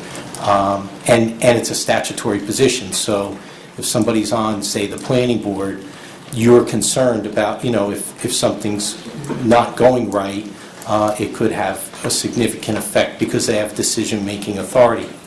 In this area, I think it's true. We really do. If you're going to do this, I think we'd have to refine it somewhat more, because I think we have issues that we would have, say, with employees. If we're going to talk about the performance of an appointee or a volunteer and the reasons, I think we'd have to have very specific standards as to what that's going to be, and everyone would have to be made aware of such when they're appointed as to what they are.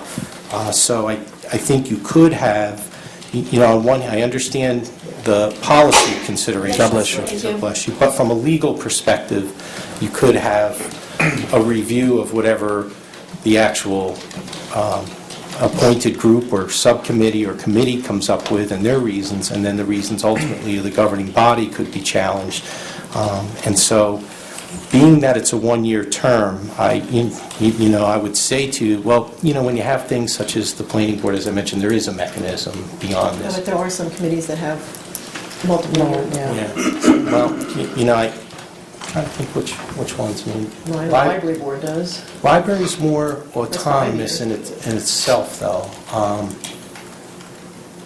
You know, The EDC has multiple years. There's a bunch of them that have multiple years. yeah, I mean, you know, beyond that, you know, generally speaking, you shouldn't have multiple-year appointments. We'd be dealing with, you know, the single, you know, the one-year appointment, and that would be something that would resolve itself at the end of the year for a reappointment process.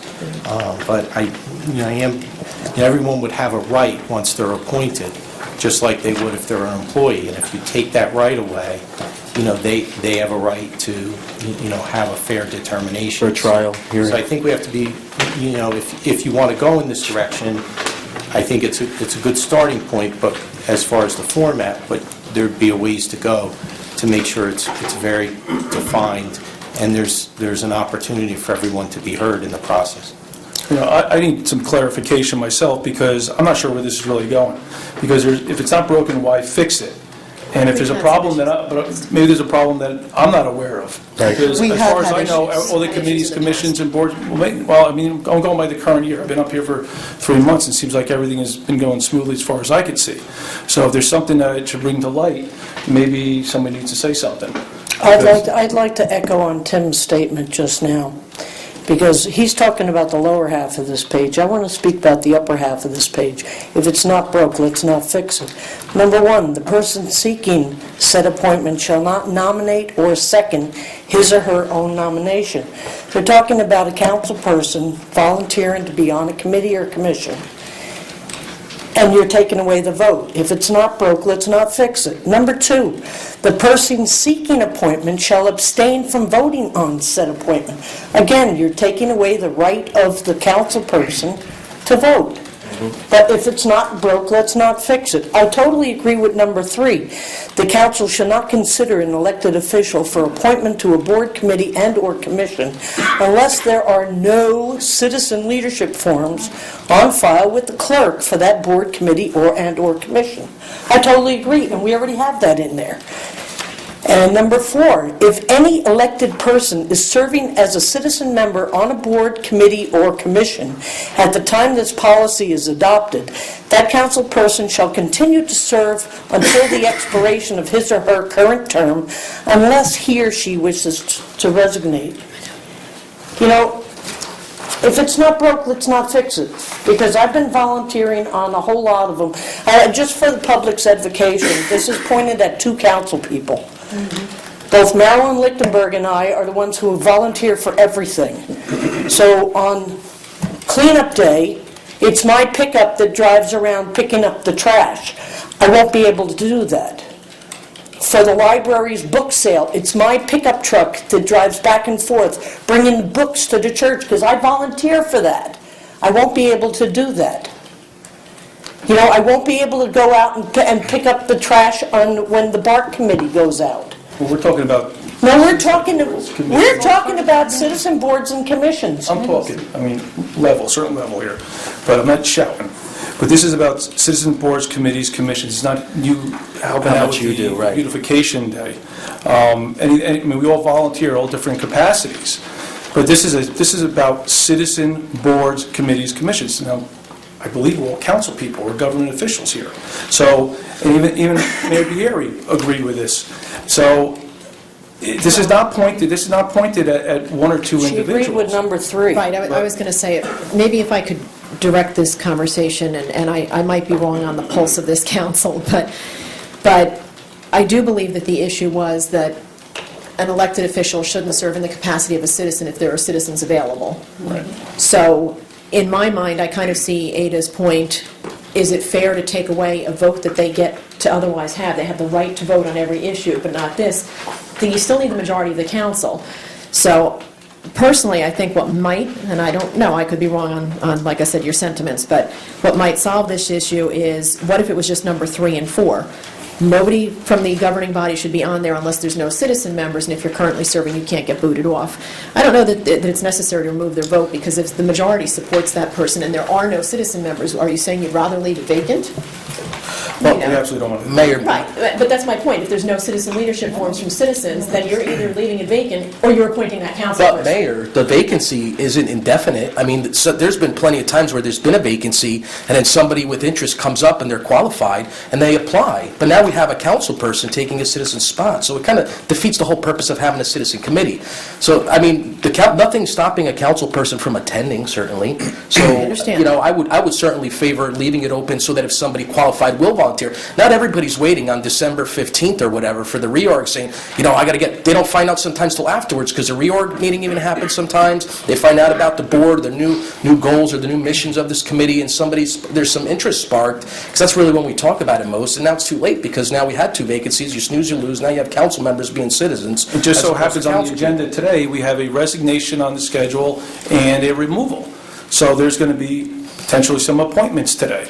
So this is How pretty would- late. How would everybody feel then if we kept numbers 3 and 4 in there, but added something about if a citizen leadership form arrives? Something like that. You know, as long as, I don't know, there's somebody that comes forward and wants to be on, a citizen wants to be on a committee, and if it's taken up by a council person, that council person should step down. Right. Then I'm okay with it. Saying, what if you incorporated that into there? Yeah, And again, I don't know if that's I'm what the okay with majority that. is going to be But I agreed don't to. want a council Yeah, person but taking up a this is the citizen problem member's here. spot. If you leave that opportunity, right, the council, you know, people try to say they're not political, but at the end of the day, you have a council person on there to remove the council person.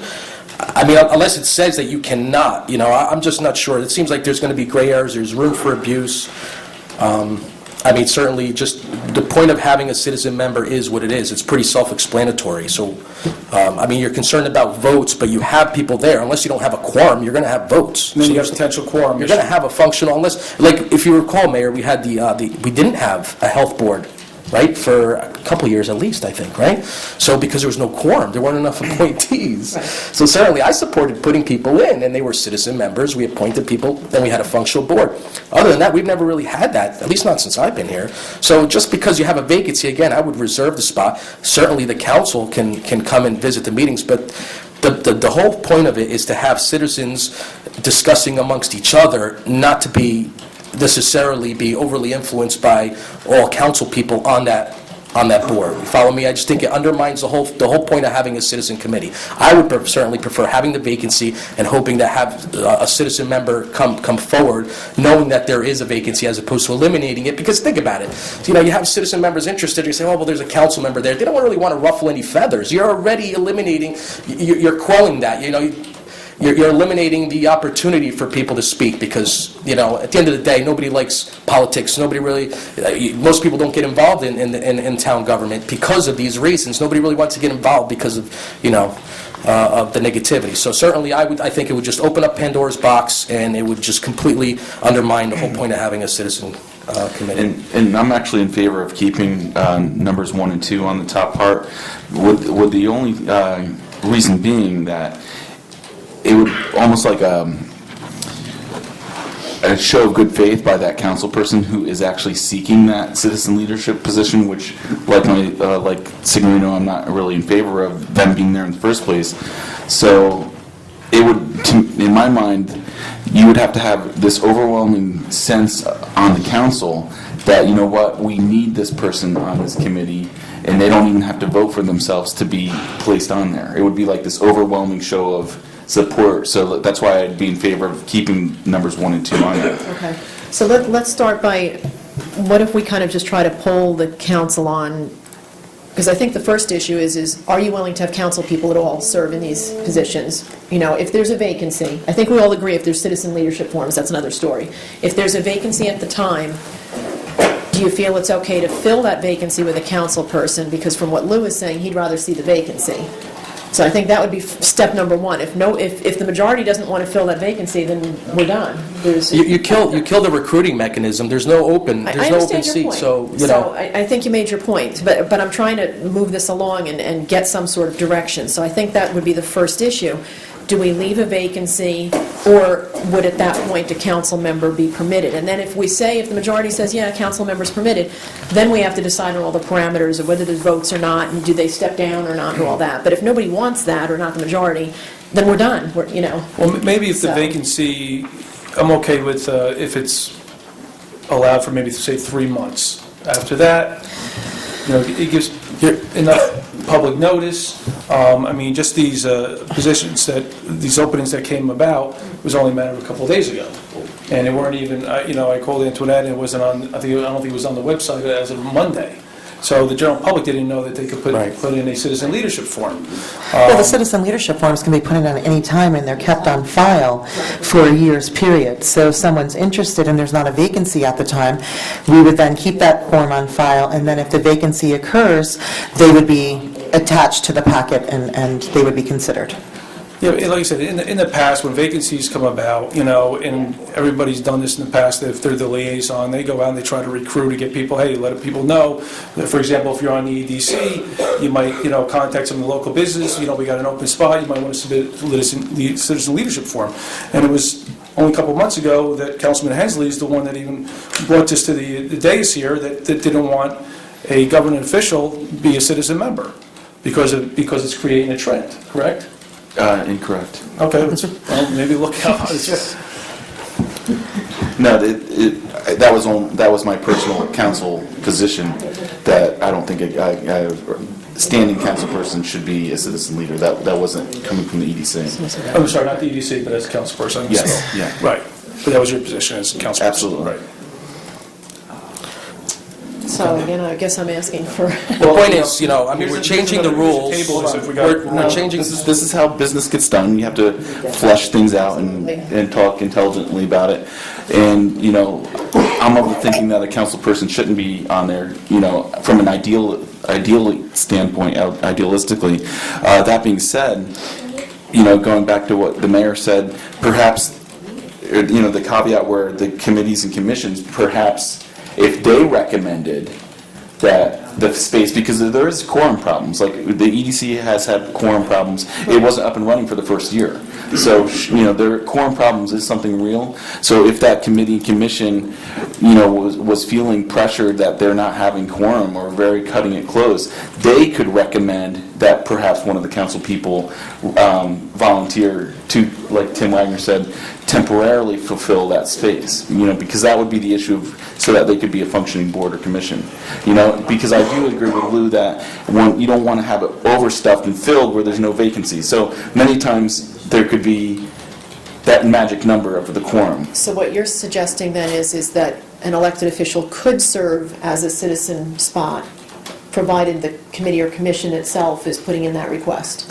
Can we deal with And then if the we- business that the town has to deal with? There's no problem. Why are we trying to fix something that's not broken? There obviously is a problem, Lou. Well, what's the problem? Lou, with all due respect, this was raised by your fellow council. No, and I raised, no, what we're talking about here is two different issues. There's two separate issues. There's two separate issues here. One is whether or not a council person should take a citizen position. Clearly, we're in a disagreement with right now. We have citizen membership. We can make our decision. If you want to set a policy, I'm not in favor. We can certainly vote on it. To me, it seems like, no, but to me, it's already been decided, because we've got, nobody even knows that, we haven't even made the changes. Nobody's even agreed on the changes, and we already have people that we're considering that we're going to appoint today when it hasn't even been advertised. I mean, what's going on? Once again, Mr. Signorino, you can have a citizen leadership on file for up to a year. So my assumption is, if there is a citizen leader out there who's waiting for a spot to open up, they would fill out a form, as I did when I became a citizen leader. Before I was on council, I put the 4 different committees I would be willing to serve on, and it sat on file, because there wasn't openings in certain committees, but I certainly agreed to be available for them should a spot become open. And I appreciate that. No, because, I'll do, Mayor, because she did actually just, respond to me. So I would say, and it sounded very intelligent, but I must say, though, that in the past, right, when there's no vacancies, it's not on there. There's nothing on the agenda that says you can make an appointment because there's no vacancy.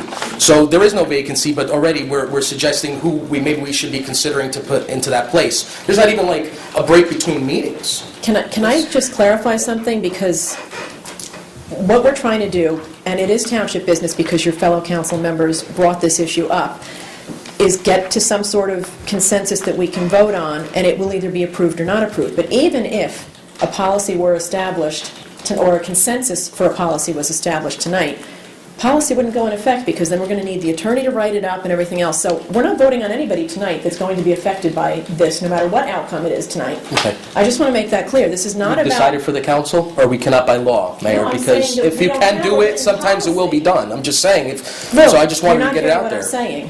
What I'm saying is you raised the issue about making appointments tonight and that this is targeted or something like that. In my mind, this is a policy to move forward, but if we get a consensus tonight, we then would need to have the language brought back before us to make sure it's what we want. This is just to try to figure out what direction do you want to go and get some draft language before us. This is not about any appointments that may or may not be happening tonight. I don't understand where that philosophy is even coming from. This was raised at a prior issue. We have draft language in front of us. We need to know, is it a dead issue, or do you like certain sections of it? What can we do to make a consensus?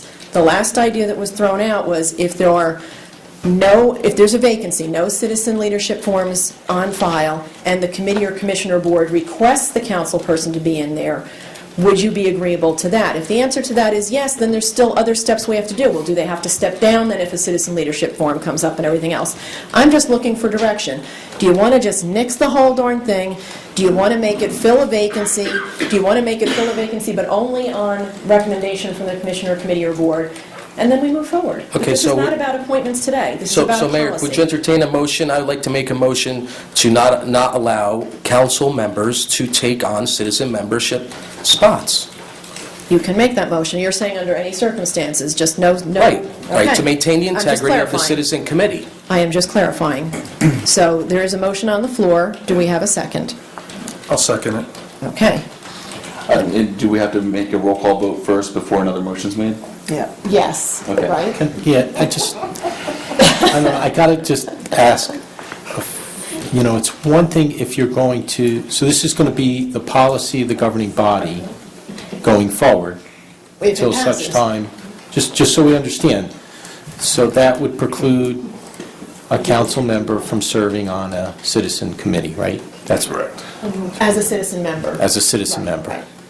If it passes, that would be the case. If it fails, the council can open up the door to some Can't of those believe we're other even options that asking were this. put on the table tonight. This is something you asked. This That is we- something that I was can't brought believe that up. we have to ask this, but I appreciate it, though. At the end of the day, I'd like this to be done, so... Well, and we're following the normal Yeah. process for any other vote. We have to have a vote. It's not you or anybody else up here that makes that decision. It's all of you together as a Absolutely, I group. agree. Again, kind of walking a fine line here, you're talking about policy, but I'm saying from a legal perspective, just keep in mind, even if you vote yes for this or no, at any point in time, there could be a vacancy, and you could vote to just suspend the policy, whatever it might be, and do it, I can't say you're forever bound by this, Okay. just so That's a everyone's good aware. point. Absolutely, very it's a good good point. point. Thanks, Fred. Okay, so there is a motion and a second, which means we need a roll call vote on, the motion is that basically no elected officials, which I want to just clarify, is that Yeah. only West Milford governing body, or does Town that include council, Board of people. Ed? Town council. Okay, thank you, so council. So it's specified, no council members can serve in citizen spots on commissions, committees, and boards. So That's the we're- motion and the Citizen second. members. Isn't that what I said? I'm sorry. Citizen members. Okay, citizen members. Apologies. So we'll do a roll call vote on that right now. Councilwoman Eric, No. Councilman Hensley, No. Councilman Wagner, Yes. Councilwoman Dale, No. Councilman Signorino, Yes. Councilwoman Lichtenberg. No. Okay, so that motion is defeated, 4 against 2, which means that the majority feels that there are circumstances in any case potentially where a governing body member should be on these citizen spots. So now I open up again and I say, council, Once again, I'd like to reiterate Right. my point that, in the unlikely situation that a council person would be sought out for that, vacancy.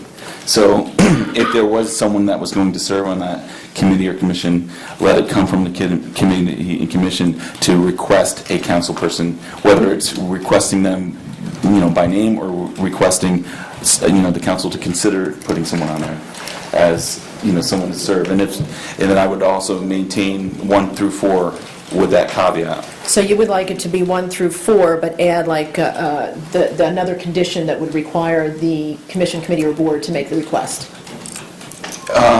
Yeah. Is it a specific request? I think it should specify the individual. Should, I would think so. it might that not could make- necessitate it, you know, Right. because they might not know someone available and what have you, if they just need someone to fill the spot. So maybe we shouldn't have 1 and 2 on there, if they're, so they couldn't nominate themselves, something like that. If it's only strictly coming from the committees. If it's strictly coming from the commissions, then everybody should be able to vote, because you don't even know who's necessarily going to fill that spot. Yeah, that's fine. Okay, so now you're saying eliminate 1 and 2, but make it only upon recommendation or request from the commission, committee, or board, Because and then... they're going to be the boots on the ground that say, we need someone desperately. Right. Council person, please help us. That's the one situation where I could see someone benefiting, or the committee's benefiting by Right. the council person to be there. And when I say that, I still foresee, to Signorina's point, that there's probably more vacancies than just one. Because a lot of these committees and commissions Some of have them are really multiple hurting for- vacancies. right. Right, so that's, basically that's what we're looking at right there. Well, what we'd be doing based on, and I just want to summarize, is, in a sense, we're putting it on the onus of the commission, committee, or board to make the recommendation, and then it still would be assuming there's no citizen leadership forms, and then the council would have to make the final vote. So it starts with the committee making the recommendation, there has to be a vacancy, no citizen leadership forms in place, and then it's still up to the majority to agree. And what I would also like to add then, once that, let's say hypothetically, the council person does fulfill that role, and he or she's on there, even if a citizen leadership form comes in, it's still the council that decides whether to keep that council person there in place, or to allow that new member to, be voted on as well. That way you avoid some of the shenanigans of going on. So you keep it in place, or that the council can vote, or the person can resign willfully, or what have you. Or to avoid that, you could maybe make, Yeah, too many conditions here. No, this is how it works. or you could, to avoid that issue, just make it that if those conditions are met, where the commission is requesting it and there is a vacancy, no citizen leadership forms, that the term shall be for no longer than 1 year. So if a citizen leadership form comes along, it's not like a 2 or 3 year wait, it's by the end of the year, then the council person... So now we're not going to take the citizen member that did apply because Possibly it's in to the middle avoid of the year? political games, yes, Lou, yes. What? To avoid political games, yes. That's the, What do you mean by there's a that? rationale. I'm saying there's a rationale for it. All right, well, So- explain it. Well, and I'm thinking consistency also Once again, for it's the commission. consistency. It's Yeah. talking about, if you have a council person willing to step up, fulfill the vacancy, all right? And let's say there's a minor number of, a political faction that wants to run someone in there, so that council person is no longer on there. Right.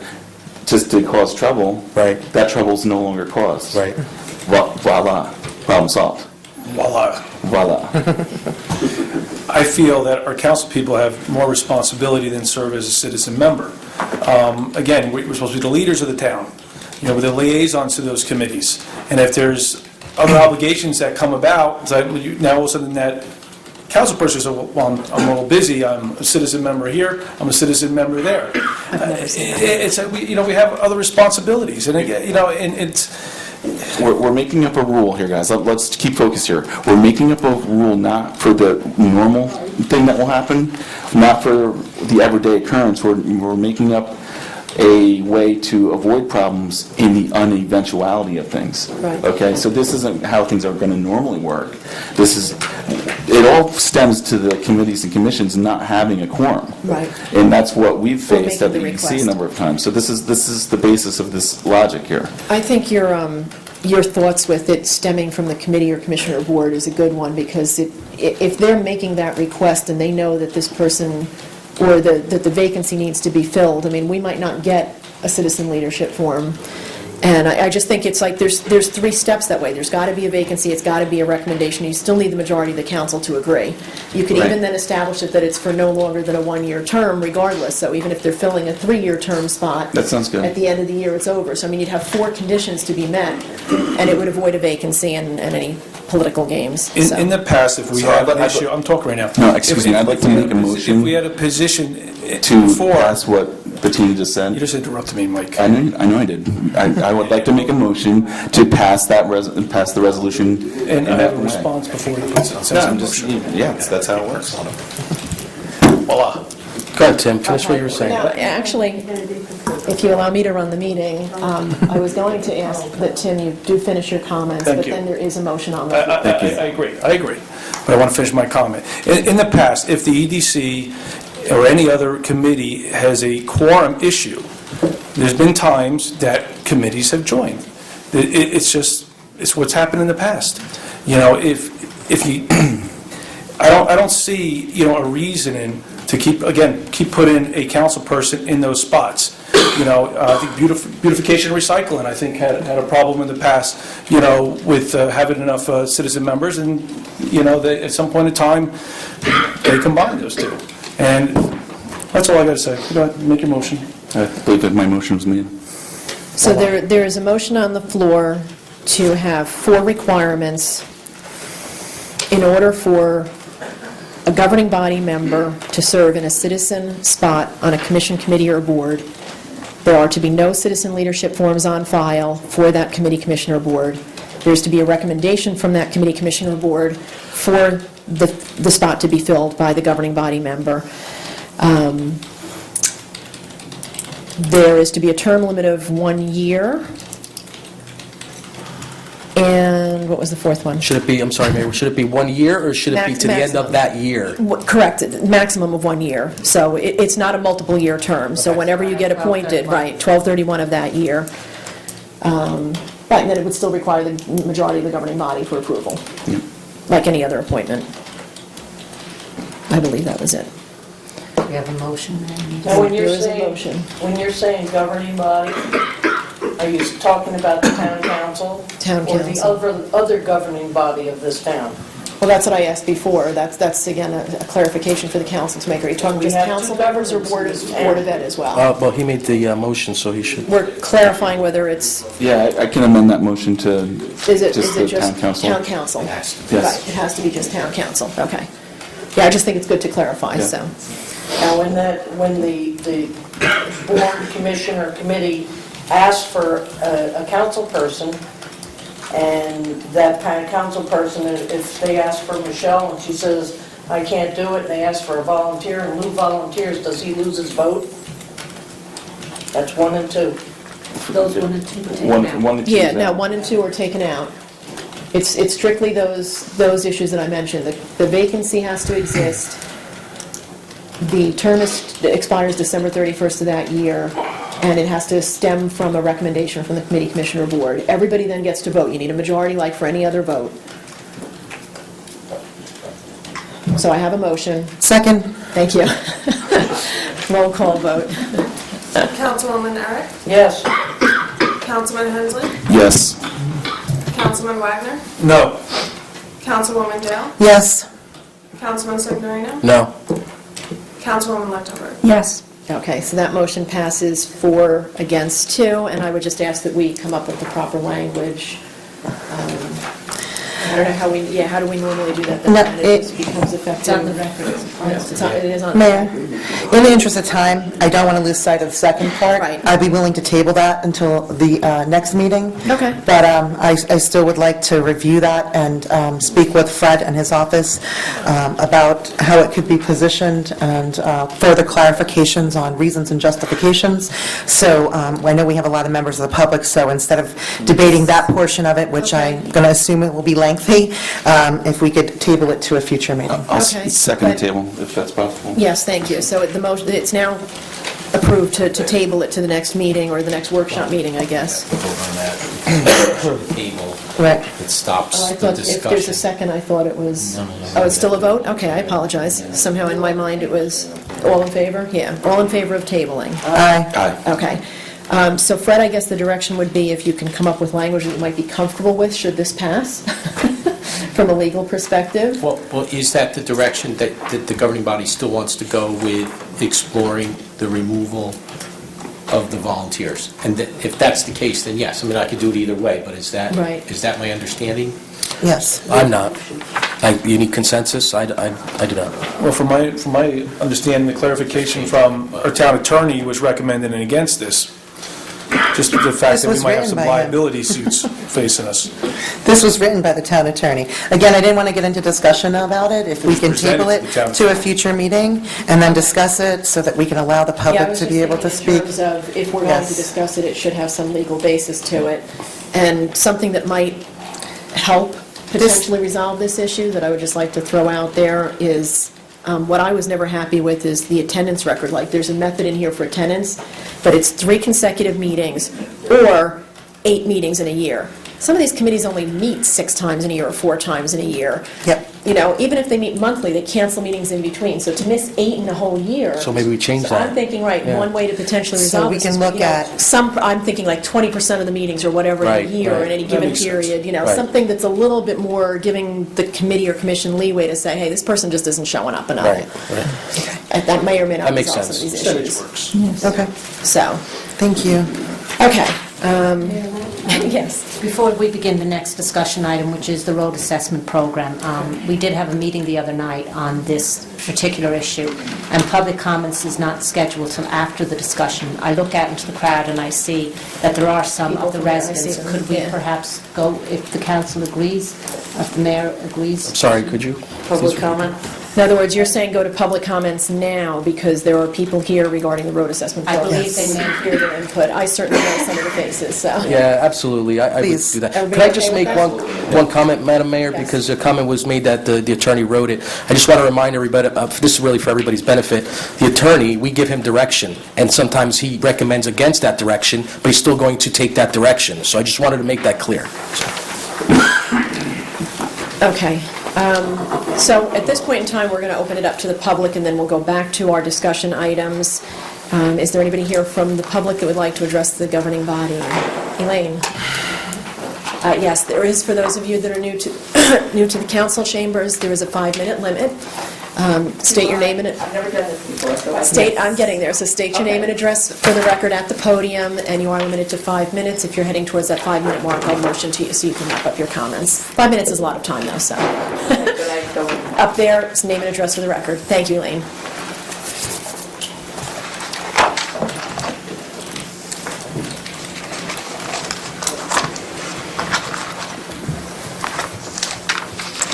Good evening. My name is Elaine Buckman, and I'm representing the Lake Lookover Property Owners Association. This is in regard to the proposed paving of Goldfinch Lane. I'd like to read to you some thoughts given by the association and property owners living on Goldfinch Lane. Number one, the assessment is a hardship on many residents still recovering from economic recession. Really bad timing to inflict added financial burden. 8 properties went into foreclosure or abandoned. Once foreclosure starts, resale on some will require new wells and septics. The bank could walk away from these properties with an added assessment, as they won't be able to sell at break-even price. Taxes will go up, that are already highest in the county, possibly the state. Some property owners can't sell and leave as there is not enough equity in their house to even sell at break-even price, resulting in more possible foreclosures. The $10,000 assessment plus interest is an added burden, especially when house prices are depressed and not rising at a significant rate to sell, with a $10,000 added to the comparable houses. The owner is trapped. It will take many years for home prices to rise to cover this assessment. LLPOA owns properties on Goldfinch Lane. Our lake maintenance, which is mandatory, will have to be increased to finance these assessments. This will mean more property owners having trouble paying, which will place a greater hardship on the association to function. The proposed storm drains emptying into the lake is an environmental disaster for any lake. More salt and grit and road pollutants going directly into the lake, which is now filtered by grass and leaves. The town has a dismal record of cleaning catch basins and was sued by Upper Greenwood Lake over this issue. Even though the town agreed to sweep the roads to take lake communities first, they do not even do this. Our lake has the cleanest water in West Milford. We want to keep it that way. No set procedure by the town to determine the owner's vote versus the council's decision. In addition, the price of the project is really unknown. Our deeds state we can dedicate the road to the town, but we have no knowledge that this has ever been done. Bearford Dam is owned by the New Jersey DEP. The earthen part encroaches on 50-foot right-of-way, therefore there is no room for a 20-foot road. Also, a survey shows Block 17401 or Block 201, Lot 36, in the road. I can't find who owns this. Will property owners have to absorb cost of this construction by the dam, plus any legal fees involved in deeding that section of the road to the town if needed? Stormwater runoff. Storm drains can only be installed by easements from owners of lake properties. What's the procedure to yearly clean these catch basins and the procedure for granting the easements? Number 12, retired couples on fixed incomes can hardly afford their taxes, much less an assessment. With an assessment, retired couples will have less equity in their homes to borrow against to live. For those property owners just moving here, they have little equity in their house, and the mortgage payments are based upon what they could afford at the time of purchase. This additional burden could force them into foreclosure. There was a township, there was a part of this that was called Township Claimed Benefits for Homeowners. I would like to address that. One, the town says the road will be maintained and plowed by the township, improving access. The town already plows and maintains the road for emergency vehicles. I believe this is the law. Goldfinch Lane has its own maintenance program at $150 per year. The town assessment would be $1,000 per year, and that is to travel at most 1/4 of a mile. Number 2, the town says with a paved road, there will be lower costs for car maintenance. To our knowledge, and I've lived there 35 years, to our knowledge, the road has never been the cause of claimed car damage or reduced vehicle life. Number 3, the town says a paved road will increase marketability of home. People purchasing a home here want to live on Goldfinch Lane for the privacy and safety it provides.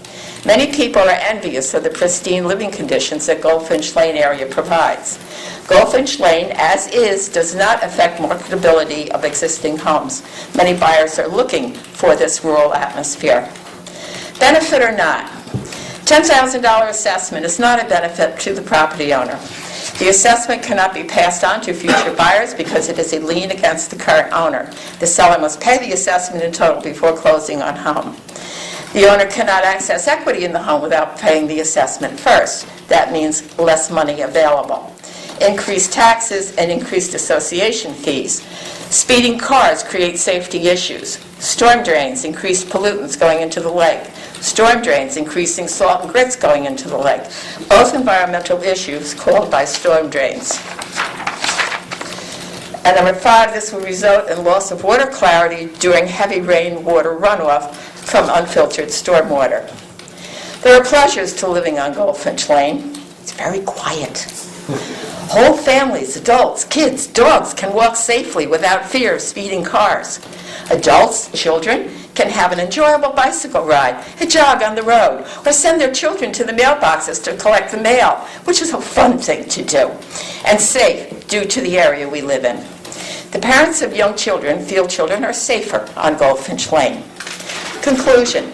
The only perceived benefit of living on a paved road is the reduction of dust during dry times of the year. Is this worth $10,000? Well, $1,000 a year. Higher taxes and higher lake dues every year for the next 10 years. We are not suppressed. We are hardy individuals.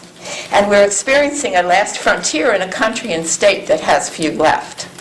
We understand the council has the authority to pave the road regardless how the residents feel. But we respectfully ask that you respect the wishes of the majority of the residents of Goldfinch Lane and abandon plans to pave our road. Thank you very much, LPLA Elaine Buckman, representative. I have a copy of that for everybody,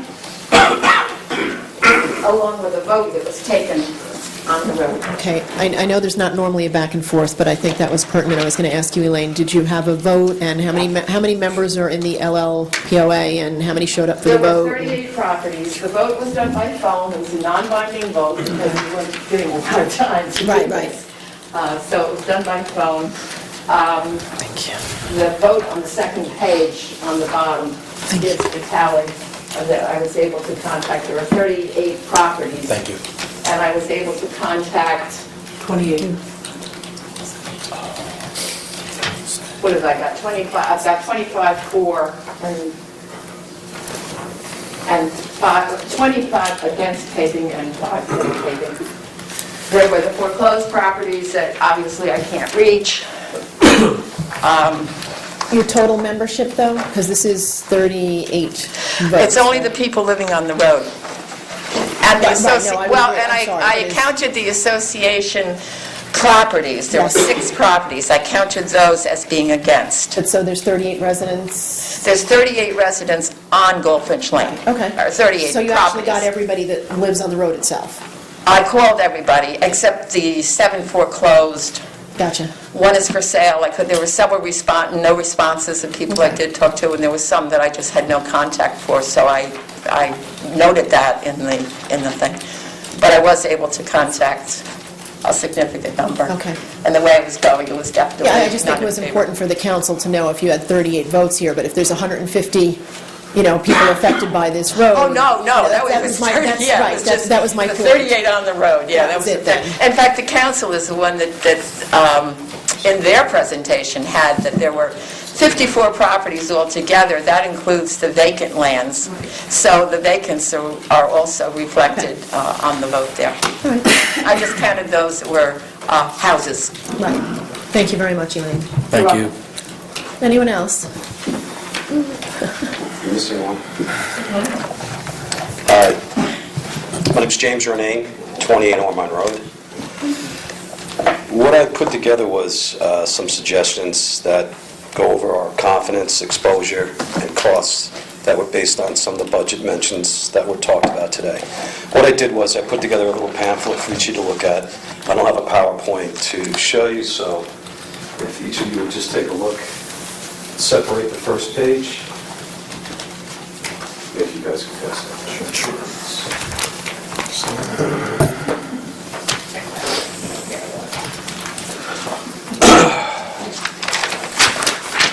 If we take off the first page, you're going to see one of my pet peeves is the Gypsy Moth issue.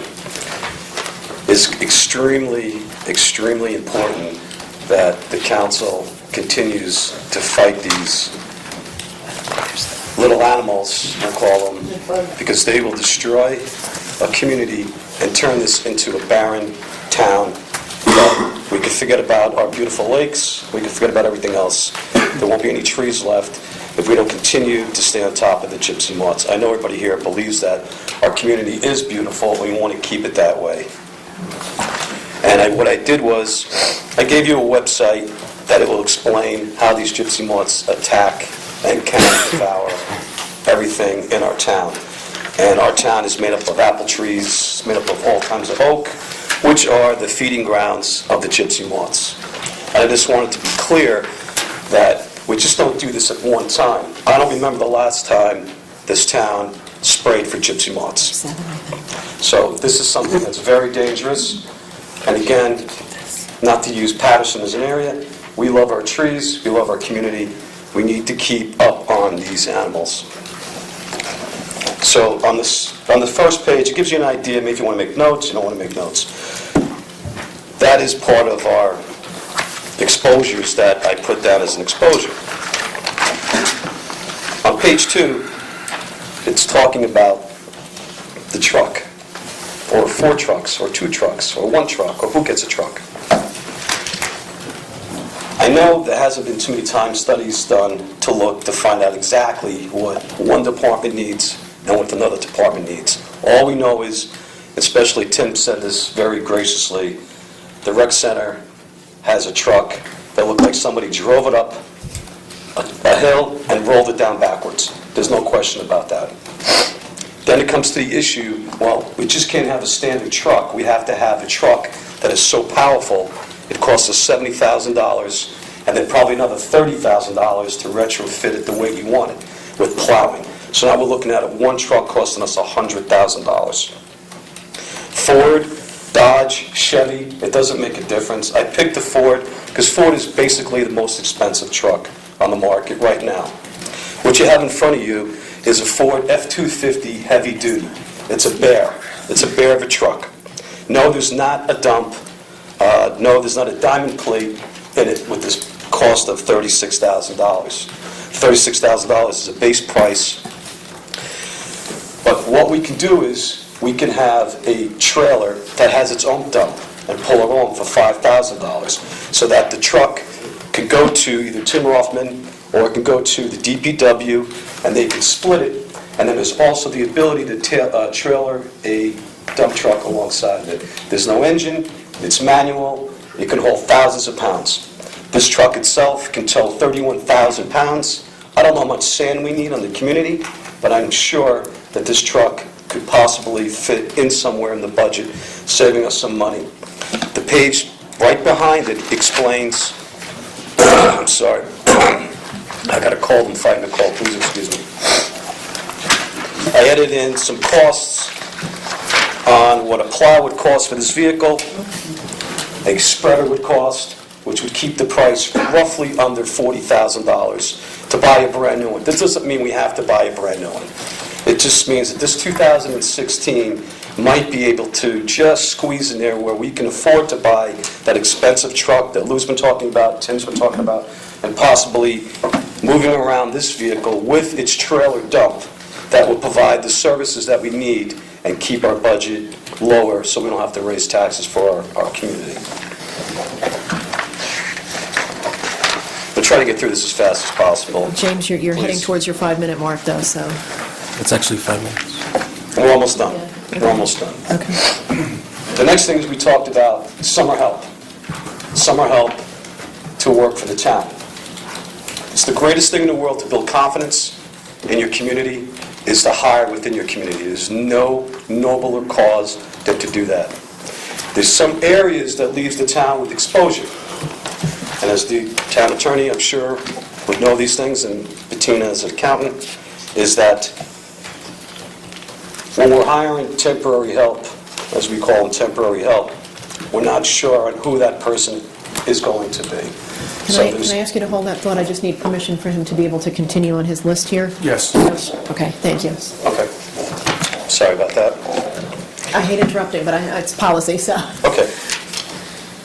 We still can hire everybody through the town of West Milford, but it's my suggestion that we outsource the human resource part of it, using a company like Manpower, Labor Ready. The ones I picked were the top biggest companies in the world for you guys to look at, Adecco and Randstad. They are built to do exactly what we're looking for.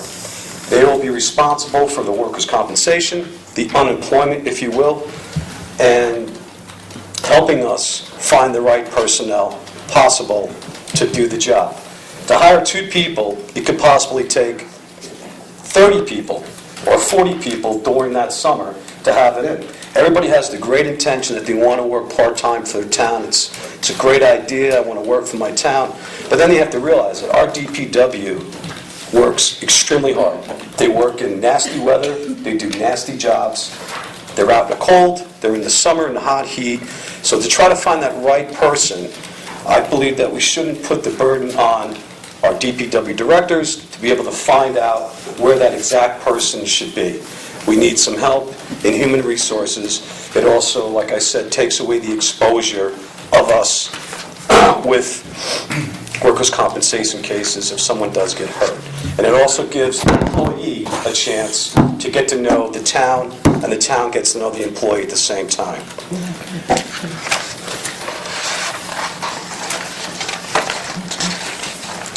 And I put in there as well the websites for these top companies. And as you can see, these aren't small companies. These are billion-dollar companies.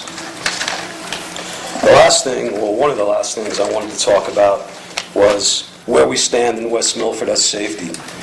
West Milford, I'm proud to say, was number 43 in the state of New Jersey for the safest town. That's an accomplishment by all stretch of means. There's 465 different other municipalities. 43rd is a great number with an undermanned police department and the size of our town and what we're doing. Why I'm bringing this up was the last meeting I heard that there was some, let's use this lamely, spitballing about our patrolmen turning their vehicles off. It's the worst possible thing we could possibly do is to ask a patrolman to turn his vehicle off One, let's forget about the cost savings. These are human beings that are out to save our lives, and we're going to ask them to sit in 100-degree weather or 30-degree weather, 20-degree weather with their vehicles off. It's ludicrous. They need response time, and this goes along with any ideas of working with the fire department, the EMS, telling them to turn their vehicles off. It should be not even thought about. The last thing we need to do is let some criminals from another area decide that, hey, West Milford turns off their cars. Gives me a few extra minutes to break into a house. Not to say that's going to happen. We need to let our police officers, our firemen, and our EMS run their operations exactly the way they've been running them. And the last on the list is to maintain our A++. Our A++ is extremely important for all reasons. And why do we have an A++? Is because of our fire department, is because of our police department, is because of our EMS. And that's why I'm proud to live in this town, is because that we do great so far up there that it's like what Chuck said, it's beyond explaining how great that is for our community, to be an A++ community. So with that being said, and again, I wanted to keep this short, one, because I can't talk any longer, is two, that it's very important that we must remain working together with unity to make the community, I got something in my throat, thank you very much. So our community has the confidence that knowing that we have one of the best police, fire, and EMS that is walking this county, this area, the state of New Jersey. And that's all I wanted to say. If there's any questions pertaining to the vehicles, I'll be more than happy to do the due diligence on the dump, which I spoke about.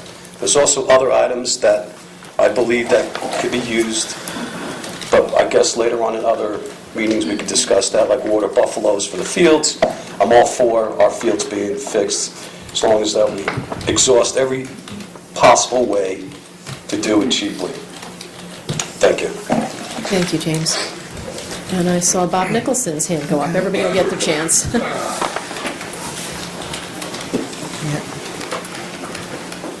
We have to do this. Bob Nicholson, 20 Hyde Road. Talking about the openings, just so you know, Judy Carr sent me an email Monday about an opening assistant leadership in the EDC alternate number 2. She also stated in an email there may be another one Thursday. So there is only one really opening at this point that people had known, and it's been up Monday, so, and I guess you get your packets on Friday, so it was up as soon as possible, it could be done. The thing about taking some members off, it's a good idea, it's a bad idea, but as somebody mentioned about the legalities of the situation, maybe you have a member that may have some health issues, and removing him could be not in the best interest of the township, or it could be a discrimination suit. I think, Tim, you said that? It's a possibility. I'm not saying it is, but it is something we should consider first before we open up a position. You know, usually they're one-year positions, and you can remove that to do that. I don't think it's a good idea. Recreation, I thought it was very good. We do need money for fields. But one thing I didn't hear is how much is this going to cost? There was no projected cost for this. $1, $2. But when I heard $2 million from the mayor for the ball fields and the Board of Ed, I go, okay, $2 million there, that could be $2 million here. So that's 7% of our capital budget, $2 million. That's a big number. I'm not saying that's the number you're looking for, but that's just a non-acceptable number. I think other ways, I think recreation could try is fundraising, like I guess the ambulance. They get their money from fundraising, they put the money out and volunteer. I think those are things that are going to have to be done by the recreation to get the money to do the fields. I don't disagree that they're in disrepair, but I don't agree that the taxpayers should be funding all these repairs. I know many of you up there on the council talk about smaller government. This is not smaller government. This is bigger government, spending. So I think we should try other ways, all the ways possible, to try and get it done. And that would just be my take on the whole thing, is money's a lot of money. And we haven't even taken into account the money we're supposed to put aside for the turf field, right? Isn't that, we were supposed to put $50,000? Annually. You know, after it dies. So I haven't heard anything about that, so now that's another problem we're going to have to spend. So, thank you. Thank you, Bob. Yes, sir.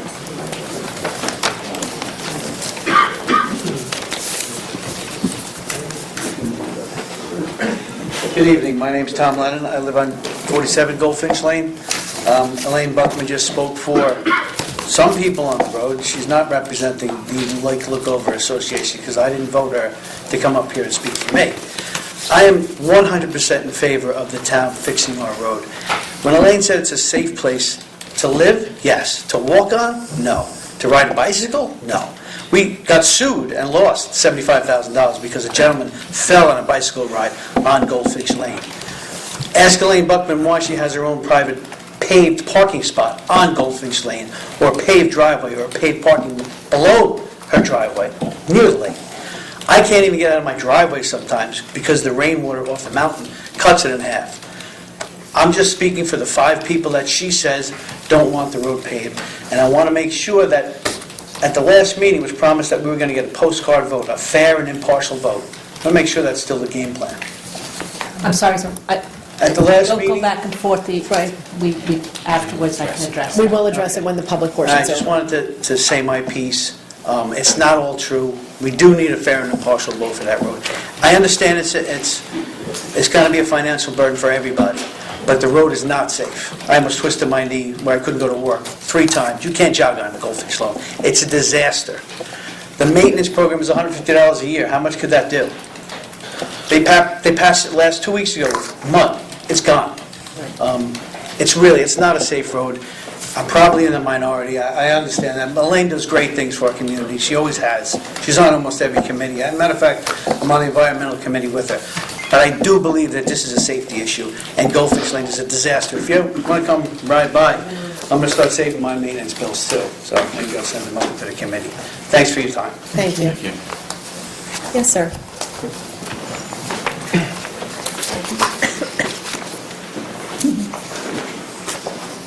Hi, my name's William Anthony, 56 Goldfinch Lane. I'm in favor of not paving the road. I agree with most of what Elaine said. It would be a major financial burden for myself. I feel a lot of people feel the same as I do. I do agree, however, with Tom. I would really like to see a vote go out, an actual counted official vote, and hopefully that'll influence the town in the way the majority of the residents would like to go. That's it. Thank you very much. Jim?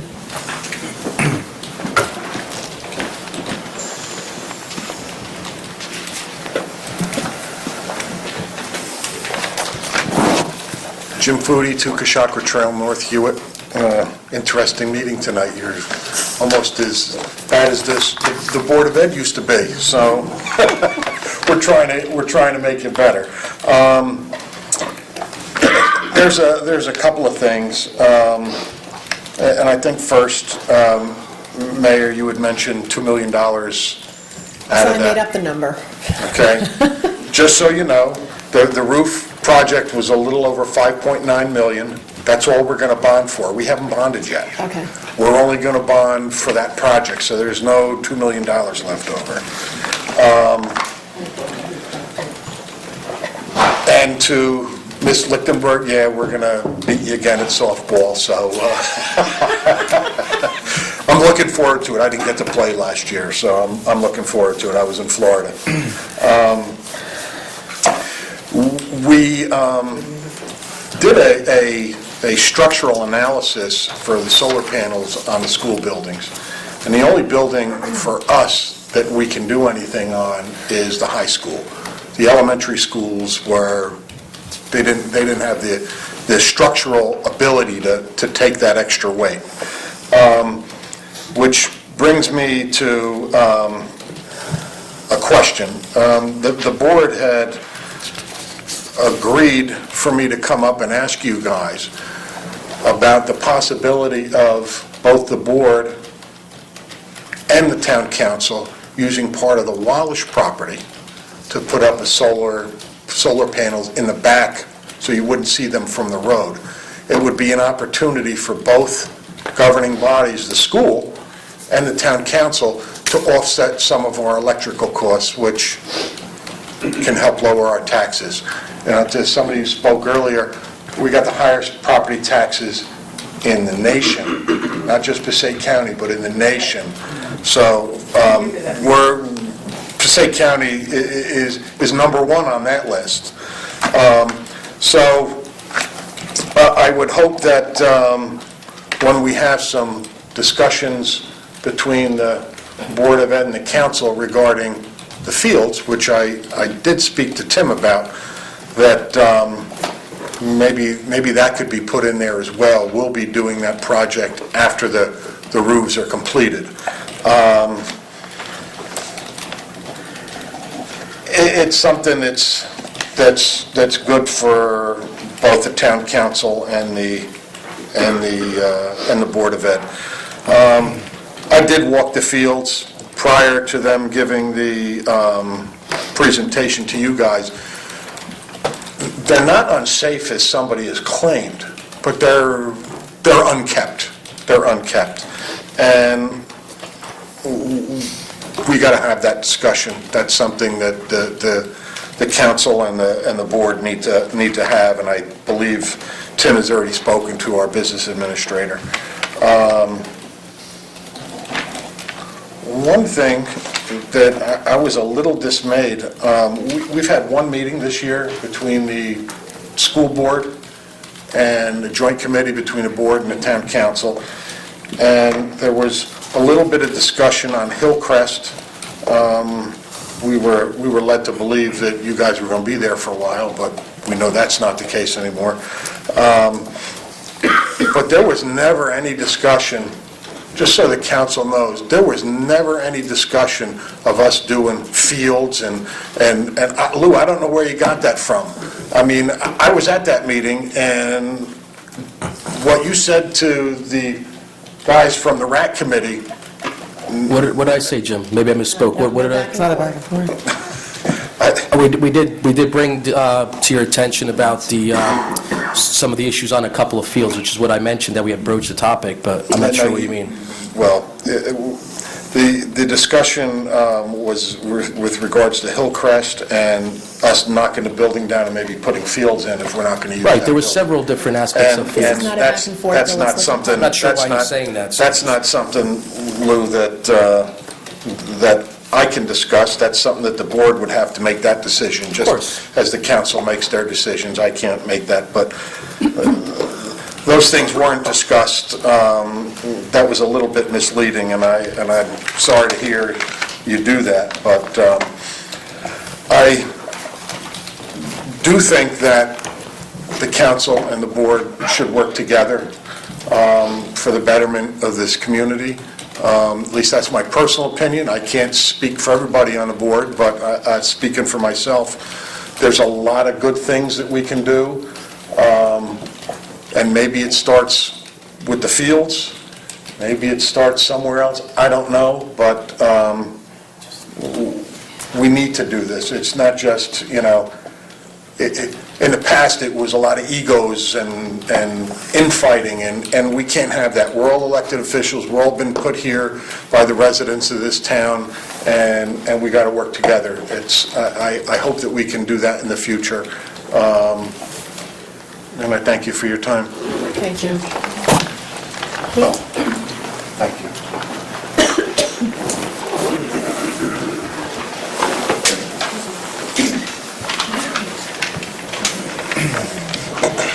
Pete McGinnis, MC, capital G-U-I-N-N-E-S-S, 120 Lincoln Avenue, West Milford, New Jersey. I just wanted to talk about a few issues, but I am running for Republican this year for council. So I want to make that aware to everybody if you didn't know.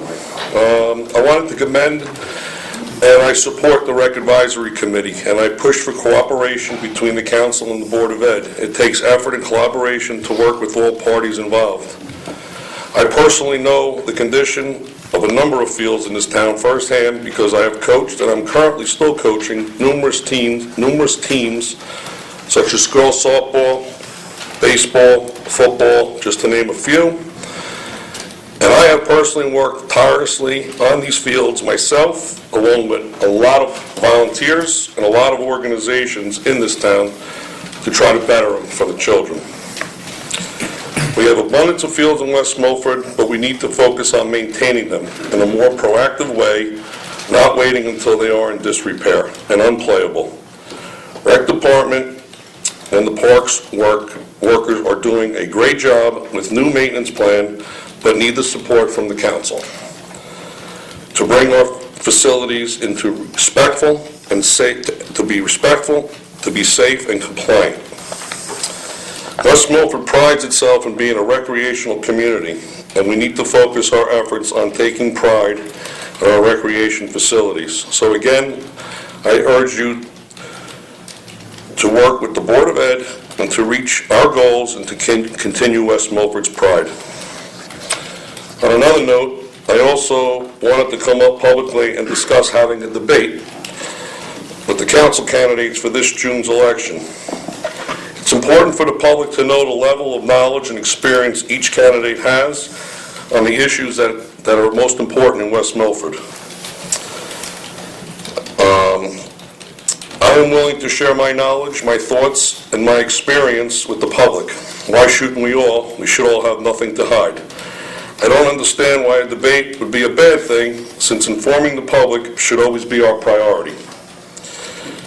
With that, I would like to formally request a debate with myself, my running mate, Council Signorino, and the other two candidates to be held at a public venue with a neutral moderator and questions focusing on township issues. Thank you. Thank you. Anyone else? Seeing no one, move to close the public portion. Second. Thank you. All in favor? Aye. Okay. And any council comments regarding the public comments? And Certainly, bear in Mayor. mind, by the way, I'm sorry, but bear in mind, we will be discussing the road assessment program, so I would ask that you wait with those comments. Right, no problem. Until that. I just have a quick comment, Mayor, because I was a little taken aback by the comment, but that's fine. Maybe there's a little misunderstanding. Since I've been on the council, I had been wanting to have this subcommittee between the Board of Ed and the council, and as Mayor, I'm sure you would agree, we didn't always have a good rapport between the two boards. So it certainly is refreshing for us to have that opportunity to speak with them. Even whether we have different opinion or not, certainly it is, communication is very important. So my statements earlier were really just about, certain issues that have been brought to my attention by other council members, Mr. Hensley, Mr. Wagner.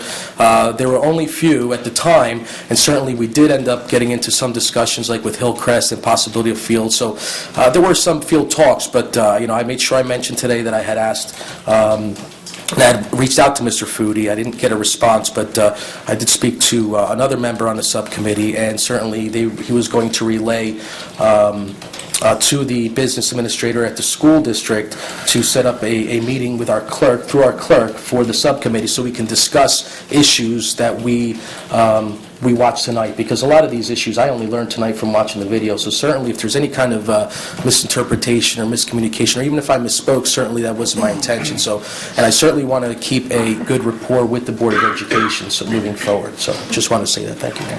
Thank you. Yeah, Mayor? Anyone else? Yes, absolutely. Yeah, in response to Mr. Foodie, it's actually, I would rather him stay here so he could hear me. Phone works two ways. The back and forth and the blame game is what we don't need.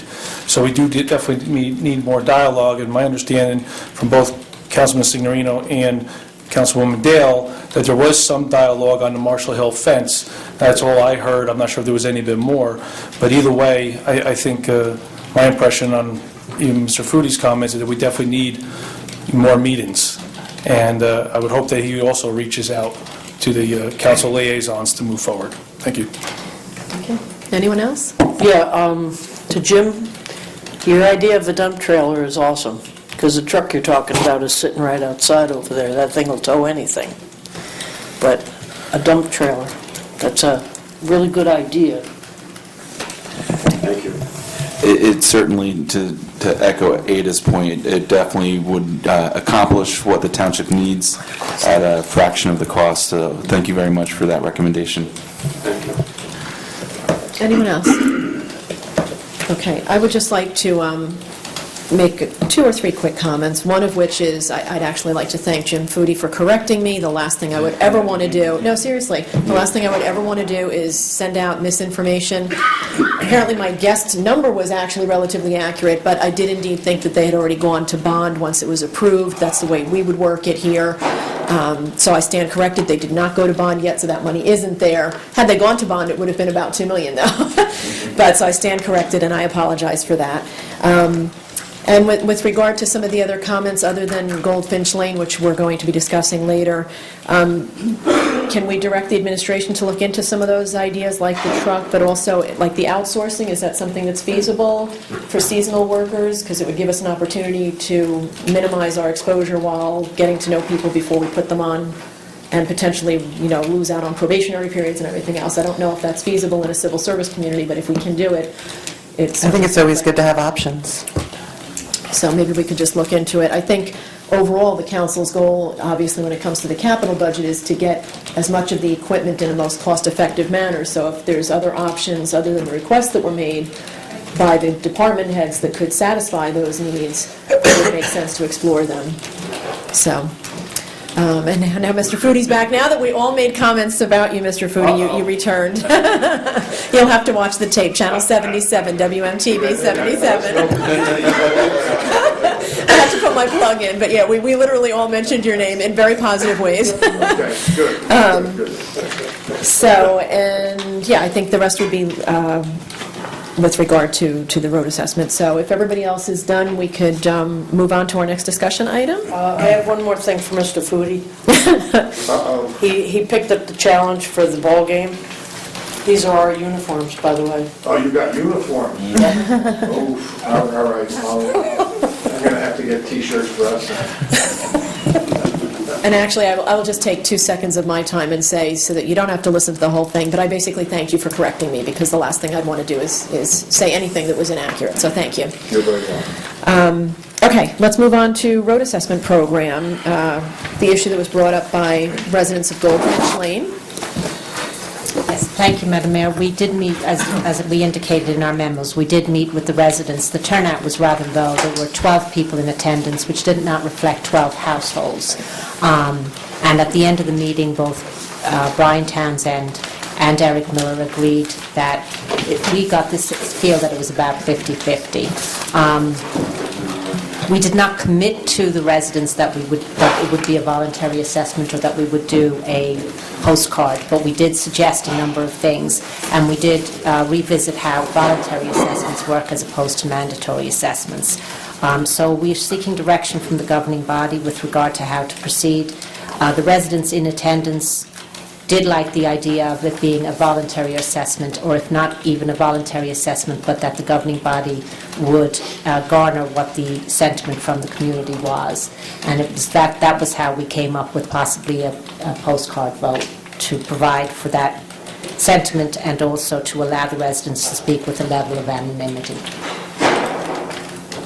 I think from my perspective, assuming the council doesn't want to go to a mandatory anyway, I think it's important to get actual feedback, but I'm concerned that a postcard, because I think what's going to be important is to get real, firm information disseminated, because I think there's a lot of misinformation perhaps about the effects of doing the road, the costs and everything else, and it would be hard to put all that in a postcard, so that they're making an educated decision, not based on hearsay and rumor of what the impacts will be. Right. But I would assume that unless you want to go mandatory, if it's if it's voluntary, we need the majority of the residents to agree, but it should be an informed decision. But we don't- Otherwise, you mandate it, right? We don't have hard factual information to provide. We only have estimates on what the Right. assessment would be and estimates on what the cost would be.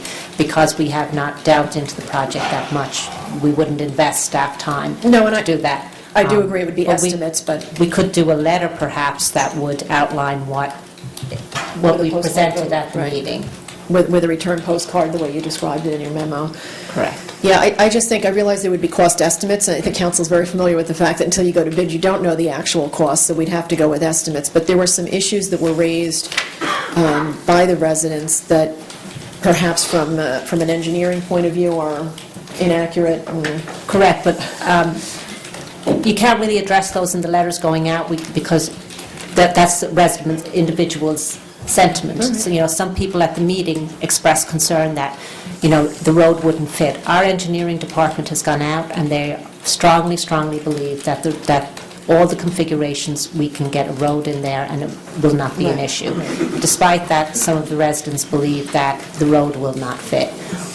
Eric Miller was out there a number of times. He went out the day before we met with the residents, and he believes that he could work with the residents after doing this for 37 years.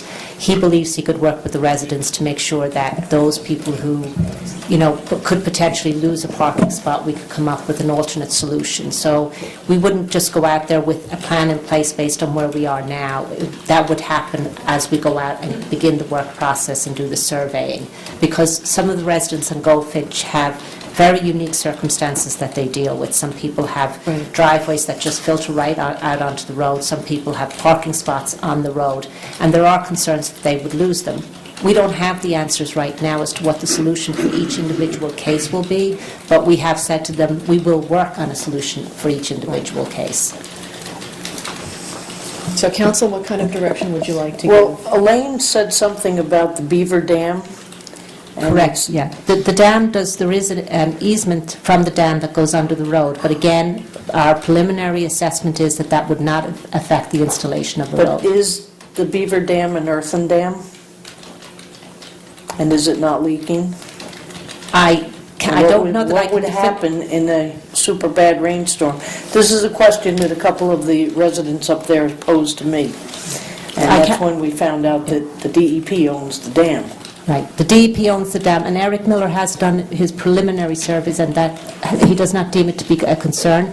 The issue was broached at the meeting, but to be quite honest, I don't recall the exact answer, so I would misstate if I said otherwise. But he has addressed that issue, and he does not feel it's a concern. Right. But I know there's also concerns with increased runoff, and as one resident stated, DPW goes out and fills up potholes, and 2 days later, after one rain, they're potholes again. Well, where do they think all that dirt went? All of the dirt and salt and grit and everything else is washing away and going into their lake as it is. So that's where I was saying, from an engineering point of view, would it really be increased by having paved roads? It might be different, but I don't see that it would be increased. I mean, all of our lakes are filling in. Well, some of the residents believe that the wash-off on Goldfinch is not going into the lake because they say it's based on their own personal experience watching it, that it's being washed into their lawns and into their front yards. Statistics would show that when you put in the storm drains and they're installed properly and they are to the standard that the township demands, that it does limit the runoff that goes into the lake. Because the storm drains are constructed in such a way with the basins that it does stop the grit and salt getting into the lake. Some of the residents contest that perception, and they believe otherwise.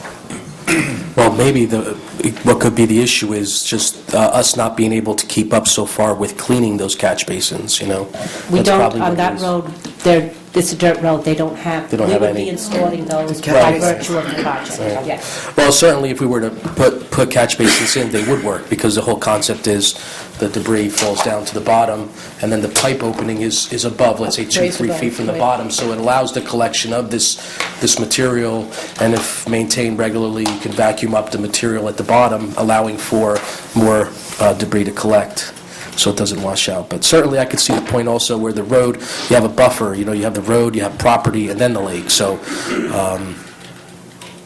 I mean, I could see the point where it's not just going right into the lake. Certainly, the water could be running off, but I would think that if you have a lawn or whatever, a lot of the granular particles aren't going to just wash out into the lake, so I could see both sides. So council, what kind of direction would you like to give administration? Are you interested in the road assessment program for Goldfinch Lane? If so, do you want it to be mandatory? Do you want it voluntary? And if it's voluntary, do you want to send out some sort of notification? Get an actual vote? Because we can have all the meetings we want, you know, you're going to have a handful each time show up and not necessarily the whole community. I think we definitely need to survey the residents, get more input. Yeah, I would say voluntary, Mayor. I would say voluntary. And I also like the idea of trying to include, the factual information from our perspective, because hopefully if they read that, it would maybe allay their fears, that they might have, so. Thank you. And also, safety is number one. If we really find it's a safety issue, then I think we do need to make it mandatory. So, a little bit of both, I think. But I think start off with informing the residents and surveying everybody. So would everybody agree with that? Start off with this survey of the residents that go to all of the residents there with some basic information. Yeah, good place to I'm just start. looking at nods, yes? Yes. Okay. Yes. Thank Okay, you. so we would have We'll consensus proceed for with that. that. Thank you. Tax bills insert. We're talking tax bills already. We haven't set the budget. Well, Madam Mayor, last year, the governing body had an insert in the tax bills, and we presented that to you today. We may be able to postpone this discussion for now because, we may be better off waiting for the county and the Board of Ed to come in with their budgets to determine whether we would want to do a 2-year analysis or limit it to this year. So perhaps I'll put this out for May workshop. That would be good, thank you. Thank you. Okay. Energy Star program. The Environmental Commission is asking for consideration to get the silver certification from Sustainable Jersey. They're proposing to survey the utilities in all municipal buildings. They would require some assistance from staff, and they're just looking for consensus for them to proceed in this manner. I'm fine with that. Consensus? Absolutely. Okay, thank you. And then this issue was raised by some Cub Scouts. So, Council, have you had the opportunity to read the draft, and what are your thoughts? To me, it's a very good idea, but 30 feet from the door, if you come in the back door of Town Hall, there's a sign right on the wall that says no smoking within 30 feet, but the township has put a, whatever you call it, smoke pot, right there. It tells you smoke here rather than 30 feet away. Same thing at the front door. There's no sign out there, but we have a smoke pot there. I think that's what they're called, smoking pot. Well, the reason that we did have done that, and we all do laugh about it, but the reason that is there is because when that sign first went up some years ago, we had just extraordinary amounts of cigarette butts just on the ground because, and not to blame these people in particular, but for the most part on court days, when people are coming in to go to court, they walk right up to the door, they don't see the sign, and they just put their cigarette butts out. So we tried to discourage it by putting the sign up, but by the same token, if somebody's walking up to the building and smoking, if we don't have a receptacle, we will end up with the cigarette butts on the ground. I think while the intention is very, very well, very good, and I think it's not necessary. I think what we're doing now, you can't smoke in, what's it right now? You can't smoke in public buildings, you can't smoke on public parks, right? So it's pretty restricted already. And as far as private, commercial buildings, private property, everybody knows I'm not for regulating private property. The business owners can decide for themselves. If they're affecting their business by having smokers out and then the clientele doesn't want them there, certainly they're going to lose business. So I would leave that to them. That's their business. So I say, it's fine the way it is. As in not proceed, right? Right. Is that the general? That's what I would say. Certainly, I'm not for more regulation, especially on our businesses. We're supposed to be business-friendly, and this will just be another reason where crippling. they say that we're not business-friendly. And I'm not a smoker, and I don't like secondhand smoke. But I think it's going to be something very difficult to police, and a lot of our restaurants, 30 feet is going to bring them right into the parking lot. Right. And so... Well, so it sounds like we're not in favor of it, and I would tend to agree that although I like the idea in theory, because like you said, I'm not a smoker and I can't stand secondhand smoke and everything else, but this isn't about me or you or anybody else, it's about what's right in general, and I agree that there already are a lot of restrictions on smokers, and I think in particular this would hurt, and you alluded to it, Tim, the establishments where people tend to step outside and smoke, which is Right. our restaurants and our bars, and quite frankly, if you have to step aside 30 feet from there, I mean, you're sending them to their cars. And those businesses have their own set of rules. From my understanding, even ShopRite, for the ShopRite, they said no smoking in front of the entrance. Well, they have their own rules like ShopRite, but quite honestly, for bars and restaurants, they're already, they already had the adjustment from being allowed to smoke inside to not having that, which I appreciate. I happen to like that law. But now to tell them that they can't even smoke outside, I just think it'll really impact a lot of our industry in town. So if we're all in agreement, I do appreciate the Boy Scouts and their suggestion, and I do in spirit approve of it, but I don't think it would be fair to our businesses, so. And it's tough to disagree with the children, because they have very good intention. Well, absolutely, and like I I- said, in theory, on a personal level, I would love it to happen, but it doesn't make sense, so I can't go by my personal feelings about it. I end up just like putting my head down, holding my breath, and walking really fast, That's my method of resolving it, because I don't think it's fair to do anything that would be detrimental to our businesses. So, okay. So that would be the end of our discussion items, and we are on to action items, and as you recall, we did the first 5 earlier. So we have, under action items, agenda items number 6 through to and including 16. That would be resolutions 129 through to including 139. I believe they're all fairly standard business, but if we could make a motion to approve them all, and of course can always discuss any one of them. Second. Okay, so Ada and Michelle, any discussion on any of those? That's what I thought. So, roll call vote, please. Councilwoman Earl? Yes. Councilman Hensley? Yes. Councilman Wagner? Yes. Councilwoman Dale? Yes. Councilman Sedorino? Yes. Councilwoman Lichtenberg? Yes. All right, wonderful. Resolution 2016-140, a resolution to approve our bills. Second. And roll call vote, please. Or any discussion, I apologize, council. Any discussion? Okay, roll call vote. Councilwoman Earl? Yes. Councilman Hensley? Yes. Councilman Wagner? Yes. Councilwoman Dale? Yes. Councilman Sedorino? Yes. Councilwoman Lichtenberg? Yes. Okay. And we are on to reports, and Ada, you're up first this week. No report. Okay. Mike? Thank you, Mayor.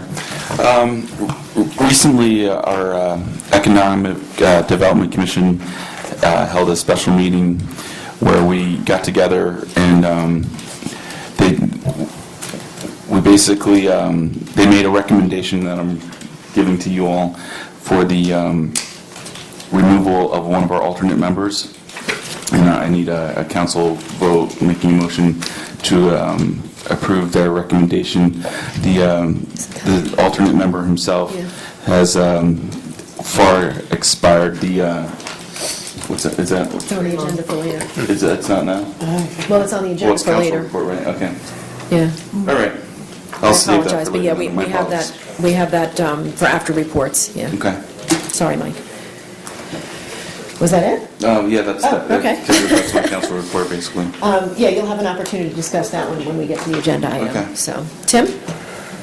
Thank you, Mayor. First of all, since I hope everybody enjoyed their Easter, since I didn't come up. I was fortunate enough to spend time with my family in hometown of Patterson. And of course, I always look forward to coming back to West Milford. Fireworks Committee, we met on March 21st, and just a quick update. We met with the police department, myself, Tim Rotman, and George Lane, discussed security, traffic, and parking, and that went very well. We also projected the projected expenses for the fireworks has gone down a bit. Originally, it was at $32,435. A large part of those expenses was at $6,200 for concert DJs, inflatables. I made a recommendation to outsource the inflatables to a nonprofit, and the committee approved it. So we went down just on those expenses from $6,200, believe it or not, to $1,000 just for that category alone. Expenses have already been reduced from $32,435 to $26,495, so almost $6,000 less than originally projected. Total sponsor income to date, that is money in the account, is $11,450, and we're still waiting on the $5,000 from Lakeland Bank. And I've been in conversations with Tim Rohn. We are working to update the budget for the next meeting to reflect those changes, and I will forward all that over to the governing body. Also want to thank the DPW and Emergency Services that did an excellent job getting all the roads cleared from the fallen trees on Sunday's windstorm. Also, Friday, attended the Apshable Firehouse annual spring comedy show. If you haven't gone, it was absolutely excellent. There were 3 comedians, one was better than the other, and of course they headlined at Uncle Floyd, packed house. Another thing I'd like to mention, as many of you know, I'm also chairman of the Highlands Economic Development Tourism Corp. We are actually worked out to have a circus in town. So June 12th, 2 to 5 at the former A&P, we're going to have 2 shows, and there'll be tickets available. There's a press release that I've gone out, so look forward to having another event in town, especially the old former A&P that has been vacant, and help bring some attention to that area that desperately needs it. That's all I have. Thank you. Thank you. Michelle? Okay, I'll start out with some updates on the CASA. I wanted to remind everybody that on May 1st, the Walkout on Drugs that's being sponsored by the Elks at the Recreation Center will be held at 10 a.m. and the walk at 11 a.m. If you need any more information, you can contact either the CASA committee and or the West Milford Elks. And then on May 7th, 12:30 to 3:30, West Milford is having a health fair at the Hillcrest Community Gym Center, and we will have another meeting before the rest of the dates, so I will save those. I attended the chief's meetings as the fire liaison and was given this information to hopefully get some press on. Heroes with Heart Challenge Family Day will be held on Saturday, June 11th. There's a rain date, and it's $20 per car. It's being held at the Camp Vacamus, and our police department will be participating in this function. It is inclusive of our police departments in New York City and various locations. I'd be happy to supply this to the press and also West Milford TV 77. There is a formal way to sign up to be able to participate and create a team and what have you. So if there's any additional information, we'll get that to anybody who would like it. Announced at the previous meeting, we are having the Save a Life Prevention Heroin Opiate Overdose Program, free training and education program, Tuesday, April 19th and Wednesday, May 18th. It will be held at the Hillcrest Community Center. The times are 7 p.m. to 8:30 p.m. If you want to reserve a seat, there is limited seating. You'll need to call 973-754-3000. It's limited to 20 participants per class. Fire Company number 2 is having a bunch of upcoming events. The first one that they're having, actually these are out of order, will be Sunday, April 17th. It's paint, drink, and have fun. Join us for an afternoon. Bring a friend. 2 to 5. Fire Company number 2, Route 23 in Oak Ridge. If you want any additional information, you can give Megan a call at 862-202-9495. And we'll also give this to the TV committee to get up there as well onto Channel 77. The next one is May 6th from 7 to 10 p.m. Again, Fire Company number 2, $40 per person. Pamper your wife, pamper your mom, or pamper yourself. A night of beauty and wine. It is a fundraiser for that fire company. And the phone number, if you are interested in participating, again, is Megan Vandelinda, 862-202-9495. Last one. Company 2 is going to be having a beefsteak on Saturday, May 21st, 6 to 11 p.m. There are limited seats. Tickets are $45 each. There is a different contact person for this particular event. Her name is Kim, and you can reach her at 862-881-6080. Tim already mentioned the comedy night, the Firehouse. I've been going to them for years. It was an excellent time. They had hysterical comedians, and look forward to attending more of their events. If I could interject briefly, I've also gone for the last 8 years. They hold generally, well, they haven't had them for 8 years, but twice a year. And I actually thought it was one of their better ones. That's good. I mean, they're always good, they're always making you laugh, but you normally can kind of rank them in your mind based on your style of humor, and this was a tough night, like, they were all good, they just were all different. So, go ahead, I'm sorry. Okay, something that I wanted to bring up, that was brought up at the previous meeting, and it's become an intense topic at council meetings several times since the beginning of the year. As I'm sure most of the council members know, and probably some of the public, the VAZA agency serves as our health consultant, while we utilize another agency by the name of PIA, who serves as our risk manager. In any case, despite the Insurance Committee's recommendation to maintain the status quo, Councilman Signorino has said over and over that he doesn't agree with the recommendation. Lou's kind of brought the information to our attention, and he's repeatedly recommended on occasions that the township hire one insurance consultant for both the health and liability.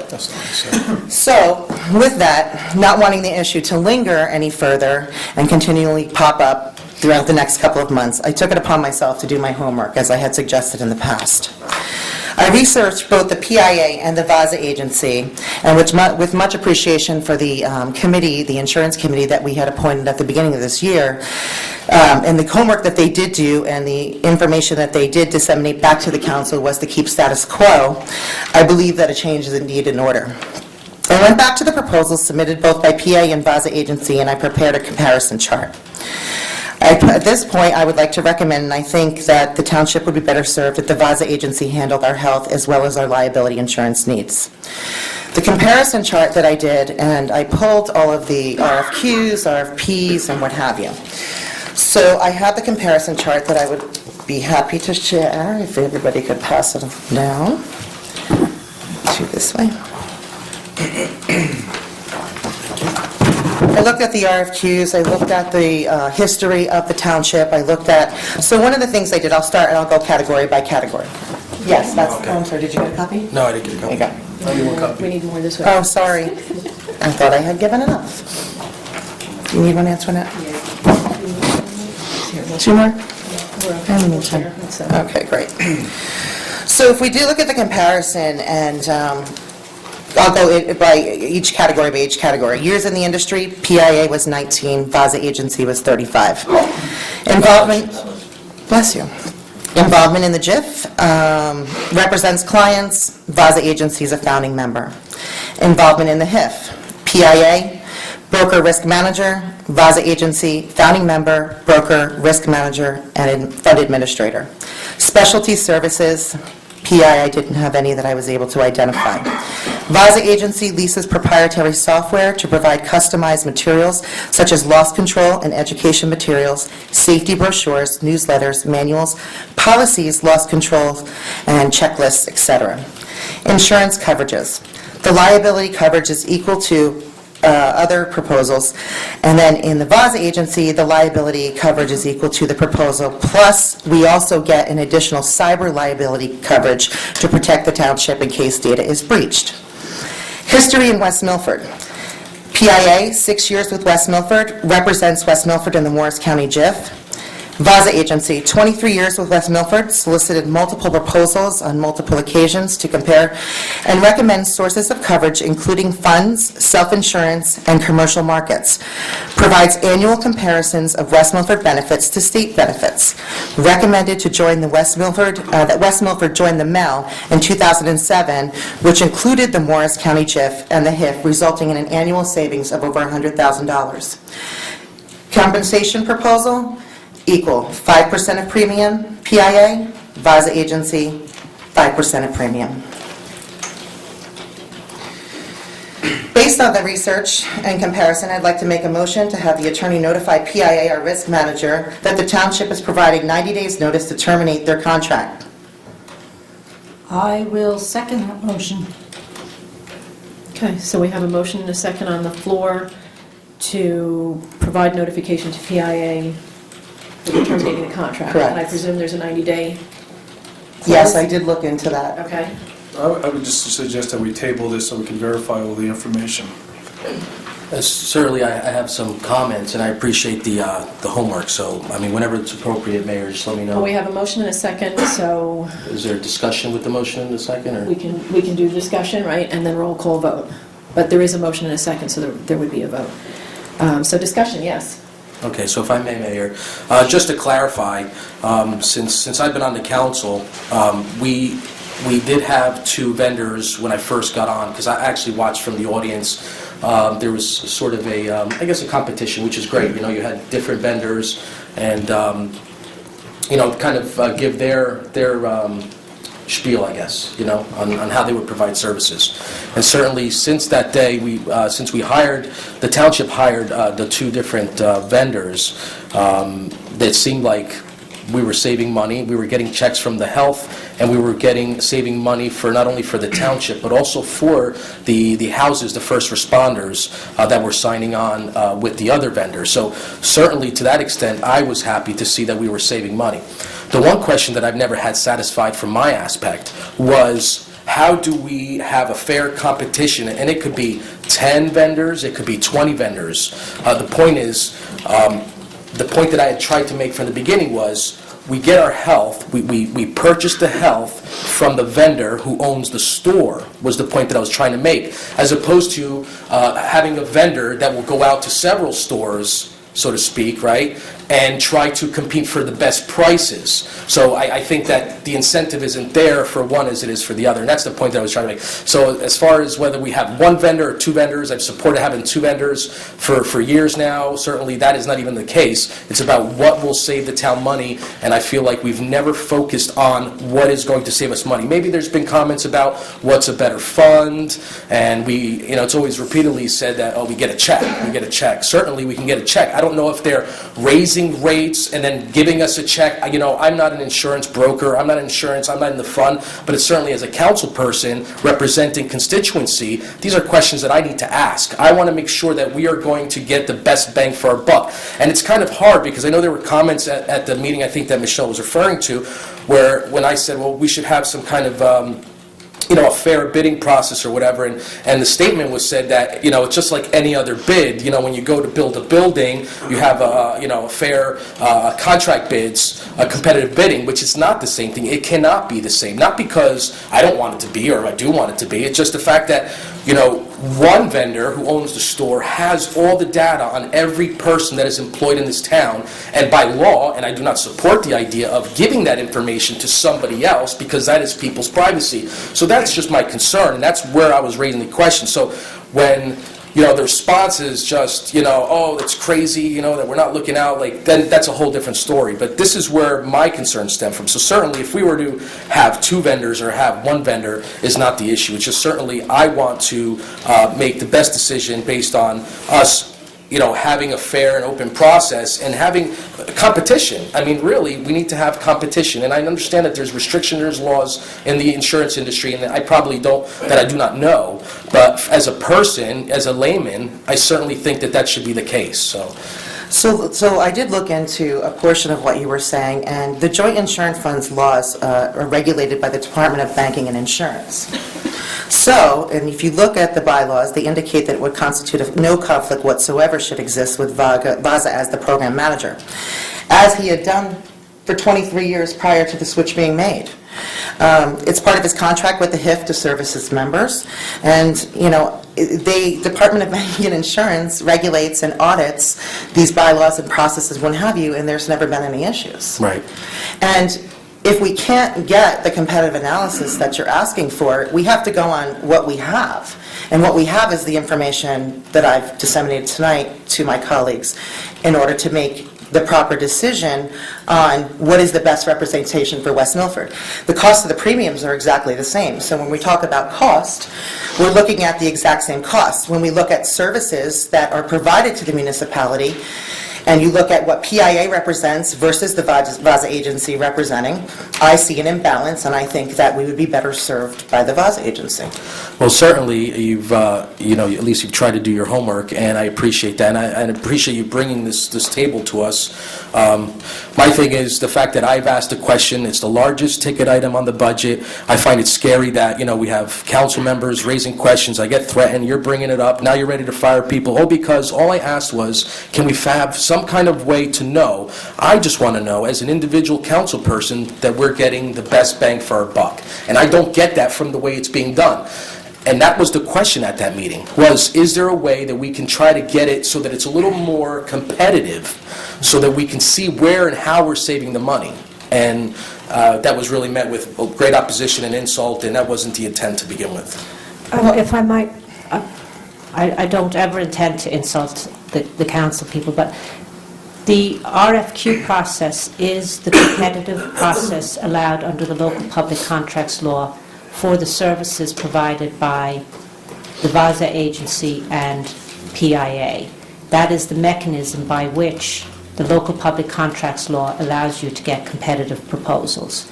And the township sought competitive proposals at the end of 2015, which were subsequently reviewed by the insurance committee and a recommendation made. In terms of, I think what you're asking is in terms of the fund. So the risk manager and the health consultant, they go out and they do analyses of all the various options, and they bring that back, and then, so we entered into contracts for 3 year. We enter into contracts for every 3 years with the MEL, and it's in that process that our risk managers come back to us with the competitive comparisons of the various funds and make a recommendation. And that was done, I think the last time that it was done on the health side was 2014. I think the last time it was done on the liability side was 2007, where the analysis was done. And to be honest with you, Councilman Signorino, I mean, you brought this up as, do we have the best coverage?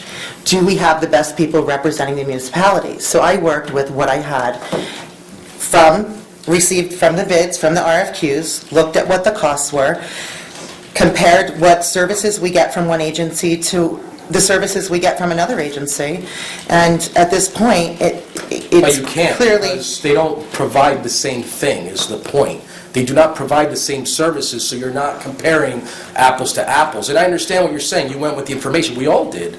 We all made appointments, and certainly, to me, it's like incomplete. When I look at the paperwork, if it was anything else, it would be the same thing. It's like, all right, this company provides this company provides that. So, how do you make it a level playing field? And I understand it's the law. Really, that's what it comes down to. The answer that I'm getting, and I feel like I'm having to accept, is that that's just the way it is. That's the law, and it's not about personality. It's not about people on this day. It's about, I would hope that there would be other avenues that we could go down to make this a better process. That's what because I'm not satisfied as far as that we're saving as much money as we can. And unless we try, or if there's another avenue, then I won't. And that's something I'm always conscientious about. I'm always going to be concerned about, because it's a lot of money.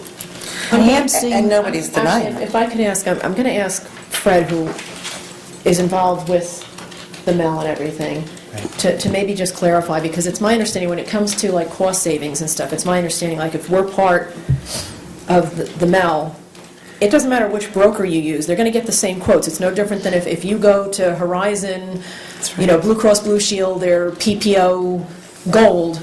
It doesn't matter if you go to Horizon's website or healthcare.gov or you call an insurance Right, I broker, you're understand going to that, get that same price. So in that regard, it's a matter of who's going to work for you to figure out how you can effectuate savings in terms of, well, if you get a higher deductible or a higher copay, you can save on the premiums. That's where you need the person to get involved, if I understand it correctly. And even that, I must say, I have my own opinions, which I'm just going to keep to myself right now, as far as who I think would be better suited or more motivated to do that sort of a thing. And I certainly would be willing to have this thing go out to bid. I don't even know why we only had 2 vendors respond, or was it 3 at the time, Madam Administrator?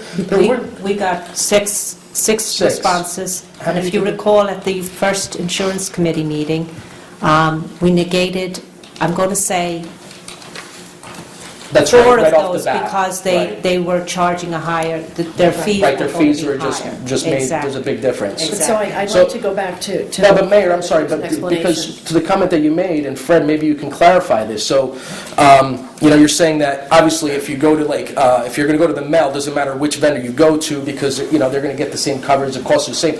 So what about the different HIFs, JIFs? Like, how many places are there for us to go for insurance? Because I'm certain that our vendors don't maybe my understanding, and maybe I need to be corrected, but our one vendor is limited, or at least does business with only one or two of the funds. And if that's not the case, then I need to know, because, how many funds are there? Is there the opportunity to go to other funds besides the ones that we're naming here? Well, and again, I'm going to defer to Fred, but my understanding is also the funds are rated for their not only their premiums, but their performance, their risk management and everything else. But Fred is the one that understands this, so.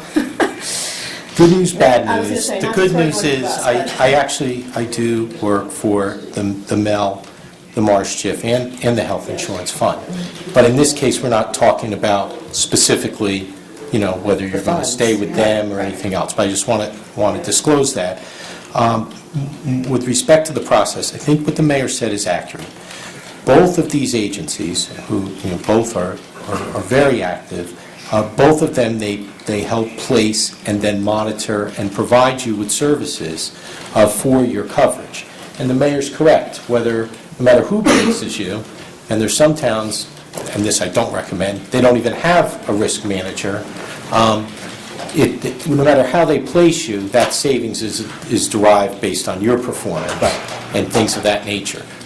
The intangibles are some of the things listed here and some of the services they provide. Sometimes they fight for you with coverage issues. They present things to you, safety, oversight. So there are variables, though. There Yes. could be performance issues even from our vendors. Could be. Right? There could be positive, there could be negative. Right. We don't know. But We've had the factually- same vendors for 20 years. Well, factually, I just want to say, first, to a couple things so that we're all clear, because I don't want it to be misunderstood.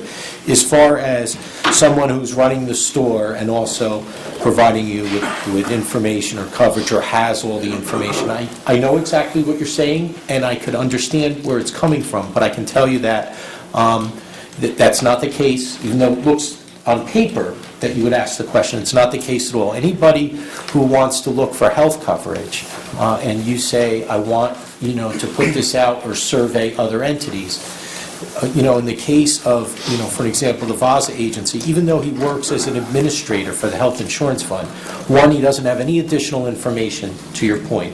What happens is there's a loss run that the town turns out, and that's how they rate and price. Come the pricing, So exactly. and if you were to say, and I'm almost fairly certain in his case, he has represented entities, he may have very well represented West Milford before it went to the Health Insurance Fund, that, for an example, is a member of the State Health Insurance Fund. So there's no exclusive type of representation by either one of these parties, so that everyone knows. With respect to the insurance coverage, I'm not sure, Michelle, if you're talking about the coverage that the town provides or that just in the contract with the agency, because cyber liability coverage is provided through the MEL to the township. So I don't know if is that just, so I think that, It was one of the benefits that were listed in the response documents that I had gotten back when I had inquired directly. But is that coverage that the agency gives you, or is that through, because right now, the township has that coverage. We do.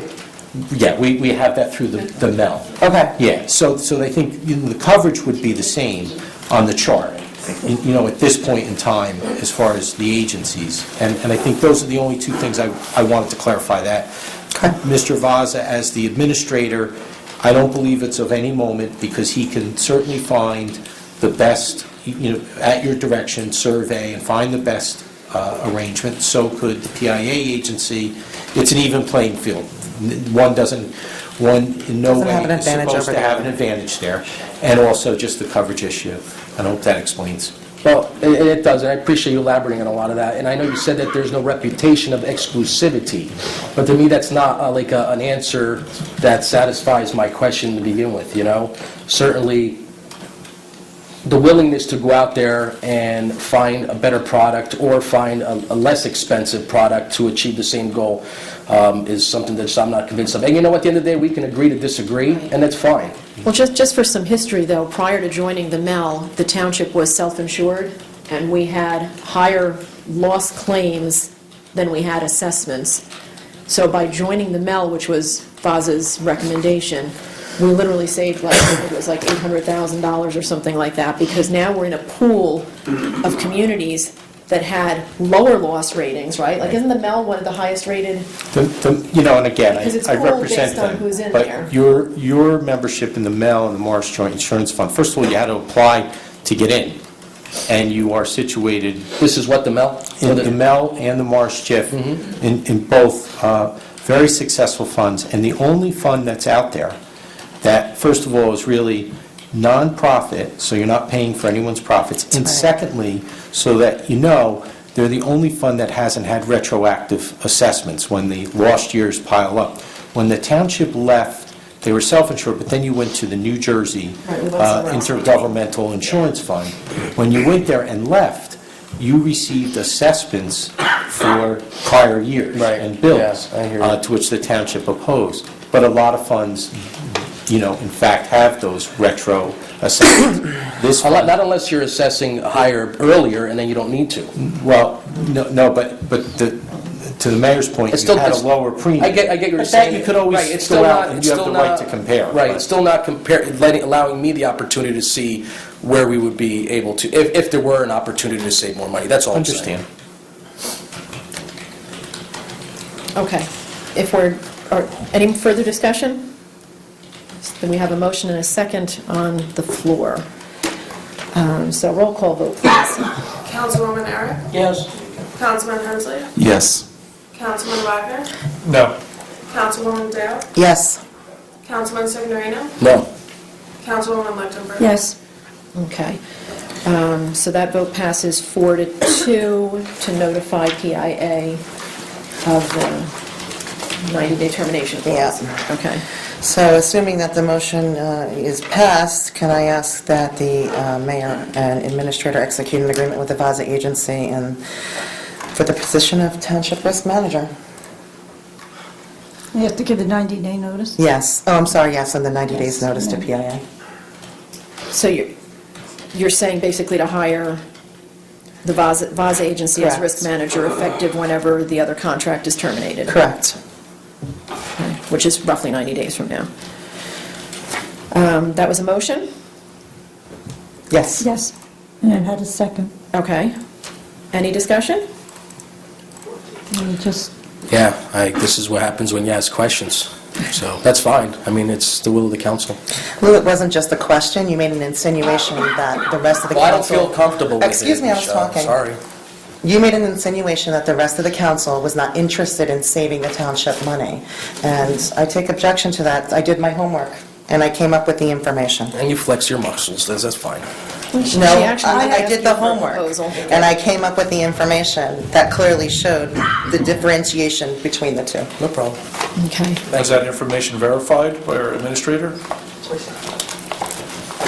It's a question.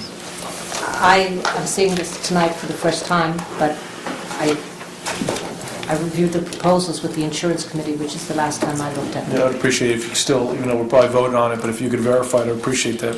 Thank you. I'll take a look tomorrow. Okay. Roll call vote, please. Councilwoman Eric? Yes. Councilman Hensley? Yes. Councilman Wagner? No. Councilwoman Dale? Yes. Councilman Signorino? No. Councilwoman Lichtenberg? yes. Okay. So that motion passes as well, 4-2. Anything else, Michelle?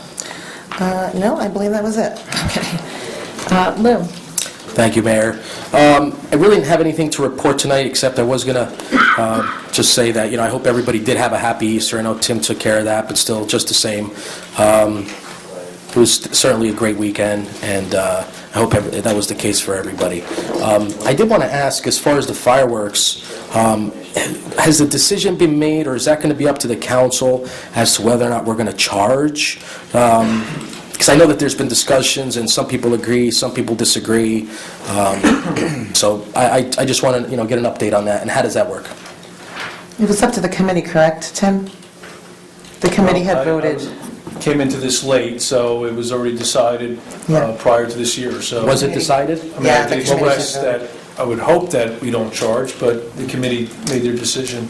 And the committee decided that they're going to charge? And I was, looking at the prior minutes, it was already decided on, so I'm not sure how the subcommittee was originally set up, so, And, I just want to mention that at the time, I don't think that the committee was aware of the monies that were available and also about the new sponsors.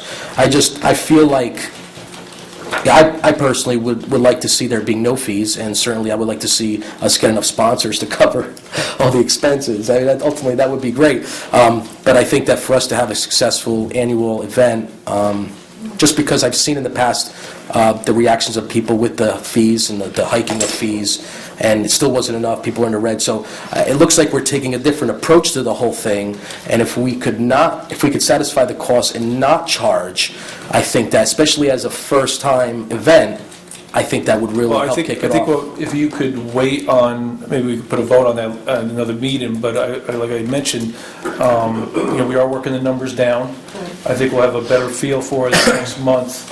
I'm working on a new budget, and we're still waiting for the Lakeland Bank check and some other checks to come in. The projected income from the charging for the vehicles is, I think, $6,000. Now, if you look at like Autumn Ice Festival, we set them up with $3,000 to start it off. So right now, if you look at that and how much money we had in the original account was originally about $18,000. We do need money to seed money for the next year, but let's me and Michelle work on a new budget, and then we'll Yeah, I think that it was the direction, just for your historical view, that the reason they were charging was, one, we have to have that fund money in reserve for the following year in order to be able to have the appropriation there to have the fireworks. But I think it's their goal to eventually get to that, but not understanding what the overall expenses would be, or how many donors we would get, or what the vendor participation would be, that's the reason why they voted to have the charge. So I don't think there's anything from precluding them to going back and changing their mind. I think that they were trying to see whether or not they would be able to cover the event through the other avenues before making that decision. Right now, as it stands, it would be a charged event, but to both of your points, I would think that if the committee got to a point where it was self-sustaining, we had the funds reserved for the following year, and we were able to, not charge, of course, I think they would probably come to that conclusion. I mean, the event's going to be very difficult to pay for, just, from the, sponsor money, vendor money, reducing the expenses. It is going to be difficult, so I think the council's got to decide at some point, do we want to put X amount of dollars towards this event, which in a lot of cases I'll be for. But, I originally said is that, my ultimate goal is to charge for this event. Don't charge for this event, but most likely this year that might not happen. So let's see, within the next month or so, let's see where the budget comes in. Because when we finalize some of the numbers. Yeah, I was going to say, when you have final numbers, you may or may not revisit that point. I think the goal for everybody would be to offer it for free, but we do need to make sure that we have the fund balances in place and that we can cover those costs, or that you've budgeted accordingly if you choose to sponsor it in a sense from the township's perspective. And that said, I would agree. I'd rather take the conservative approach for the first year, because if you do offer it for free this year, you're never going back to charging. And that was the concern as well. If we didn't cover the expenses, now we charge the following year. Finalize your budgets and take it from there. But I think we're all on the same page with the goal, but it just might not be feasible for this year. It might need to kind of get a reputation again. Well, certainly, I wouldn't say what amount, but I would certainly be willing to sponsor, to donate some money towards it. I think, I'll drop off the form for you tomorrow. I have 4 little boys, and 4th of July is one of those events that we like to drive to places where we can see the fireworks, and we're very proud of being Americans, and I certainly would like to see that event be in town and stay in town. So I think, I'd like to, partake in that endeavor, so. Okay. Well, like Tim said, he'll get you the form tomorrow, bright and early. I'm sure. I'll probably get an email We're hoping you take one of the silver levels, actually. That would be really nice. Let's talk to my wife about that one. Did you have anything? You get a big sign with your name? Well, thanks. I guess I'd like to mention the museum. We have volunteers that work very hard to, basically talk about the town, talk about the history. If you know of anybody who's interested, let them know that the museum's open 1 to 4 every Saturday. And the museum has turned out just beautiful. We had the ceiling renovation where we preserved some of the old ceiling, the old tin ceiling. The outside's been painted. There's a lot of work that's been done. The volunteers, they have a garden out back. They plant flowers. They make everything look pretty. But most of all, the history of the town is being collected in that building across the street. So if there's something that you're interested in, or even something that you want to share, certainly please visit the museum 1 to 4 on Saturdays, and the volunteers would certainly be happy to receive you and share with you the knowledge and the history of the town. So pretty soon we'll be having the tennis tournament. I don't have those details with me, but even the tennis tournament, we're looking for sponsors. So anybody who's willing to donate for a great cause and preserving the history of this town, certainly, you can call Town Hall, call the administrator, you can call Tanya in the planning department, and they can set you up with a form so that you can donate the money. So thank you very much, Mayor. Okay, thank you, Lou. And Marilyn? Also, Lou, I think that you can use more members, volunteer members on the Heritage Committee. I think there's 4 or 5 vacancies there. Any council members want to fill those seats? We'll have to see what the policy reflects. I attended the 7th and 8th grade semi-formal sponsored by CASA at the Elks. It was a full house with many participants on a waiting list because of building occupancy requirements, and next year we're going to hope to be able to accommodate all of the students. Last day to deliver items for the Pride Rummage Sale for donations is April 10th, and the Pride Rummage Sale is April 22nd and 23rd at Hillcrest. April 21st, there's a Healthy Habits for Healthier You sponsored by the Highlands Family Success Center. It's at Camp Hope from 11 to 12:30. On the 21st, here at Town Hall, at 7 to 9, there's a Lyme disease panel of physicians going to be here speaking about Lyme disease. So anyone who would like to come is more than welcome. That's 7 to 9 on April 21st. On the 25th, there will be from 12 o'clock till 5 o'clock, Safe Kids Day with bike helmet safety and sizing for helmets. And there'll be a car seat safety program sponsored by West Milford and St. Joe's Medical Center here. I want to say that I'm really highly impressed with our administrator. She does a superb job. She keeps us up to date on everything on almost a daily basis. We get messages and emails, and she also goes beyond and looks into all the state bills that could affect West Milford and sends them to us. And I just wanted to thank Antoinette for her wonderful service. That's it, Mayor. Thank you, Marilyn. Bettina, I have one thing. Okay. Marilyn just said St. Joe's. St. Joe's of Patterson, St. Joe's Medical Center in Patterson, initiated a program of no opioids, no at all, for painkillers. And they are the first in the nation to do it. 11 other hospitals throughout the nation now have signed on watching that program. They're using nerve blocks and other stuff because it's now fully out in the open that opioid addiction starts with pain medication. Yeah, I read that too, Ada. I was very happy to see that, and I'm glad you brought that up. It's very good. Okay. I have a few announcements to make. One is on behalf of the township, just a warning to our residents that Clinton Road will be closed due to roadway work. It will be closed from April 11th through May 9th, so almost an entire month, for the removal of the existing bridge and to complete the construction of the new bridge.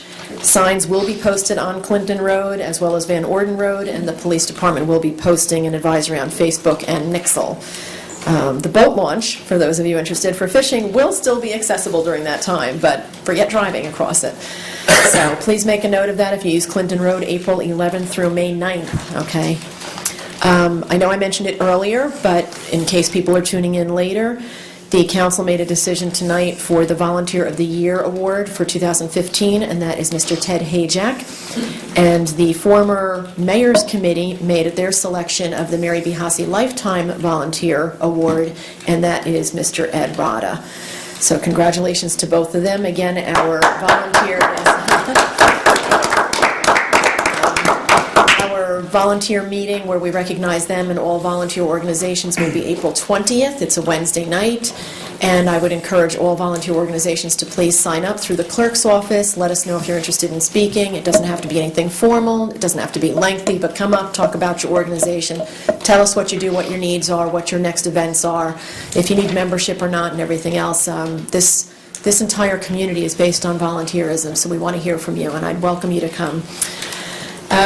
Another brief announcement, and this is thanks to the hard work of our engineering staff.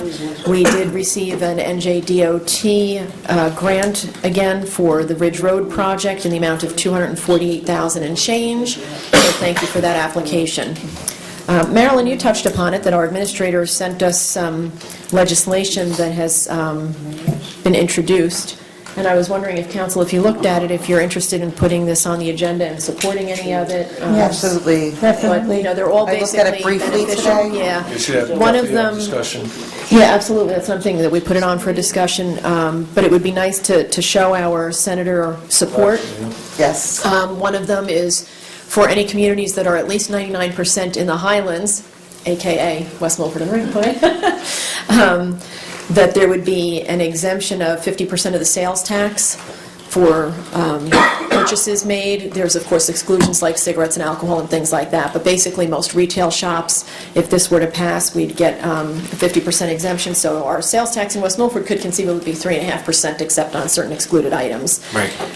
The other one was to permit municipalities, not just Board of Eds, to construct things like turf fields despite the Highlands Act. Right now, only boards of education are exempt from major construction projects like that, whereas municipalities are not.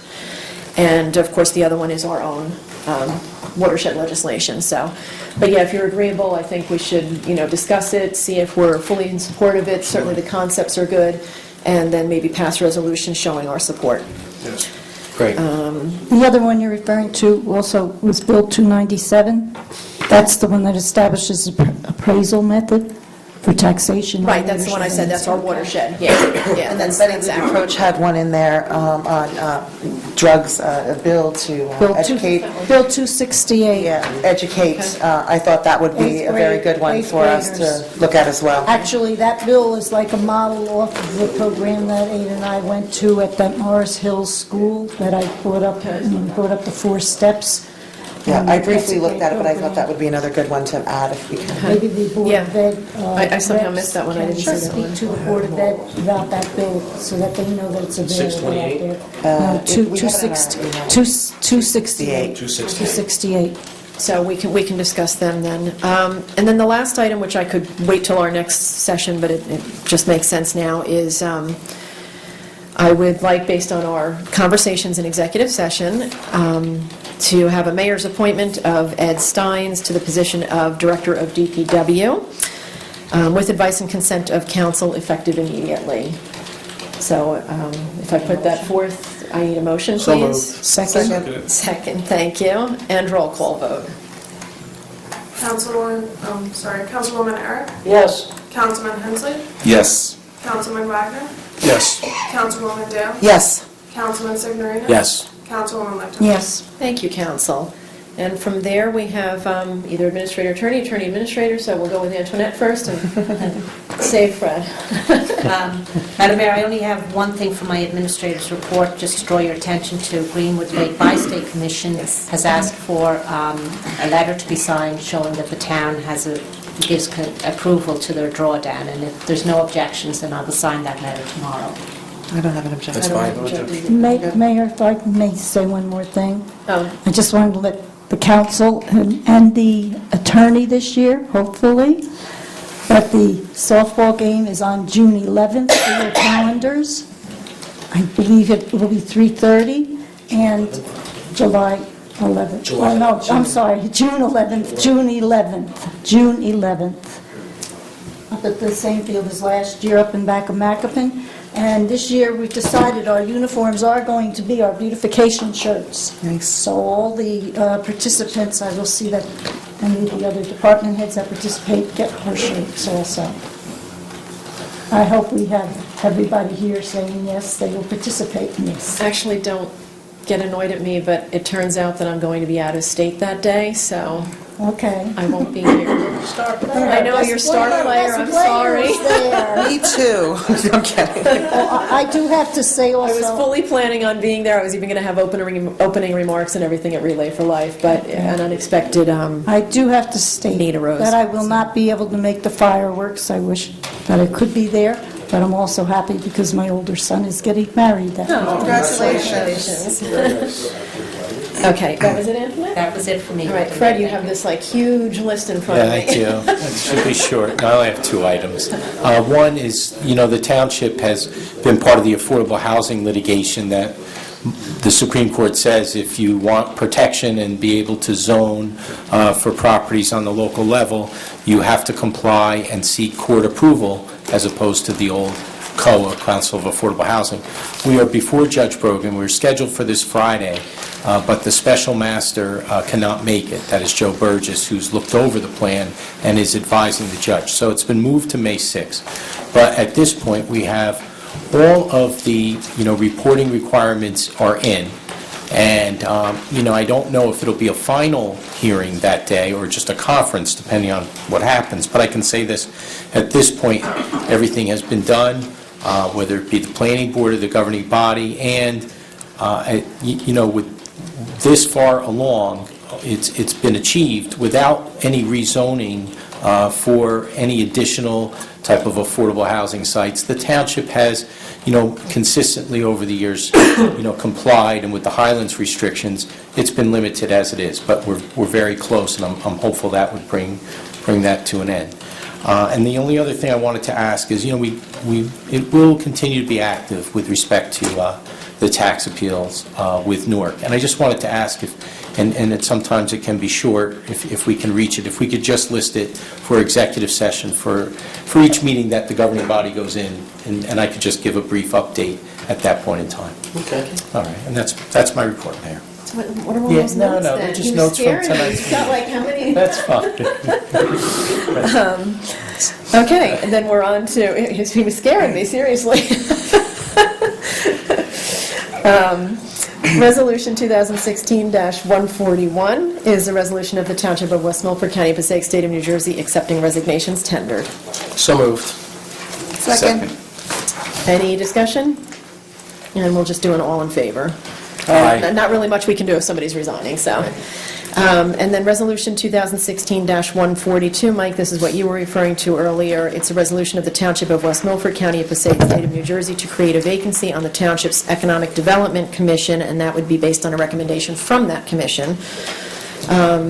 Let's do a motion, and then a second, and then a discussion in case you, since I cut you off before. Okay. Do we have the motion? Yes, Mayor, I'm asking for a motion. Is there a second? So moved. Okay, then is any discussion? I can give the backdrop if the council wishes, if they prefer. Council, do you want to hear any just backdrop, vote, or are you Sure. prepared to vote? Yeah, no problem.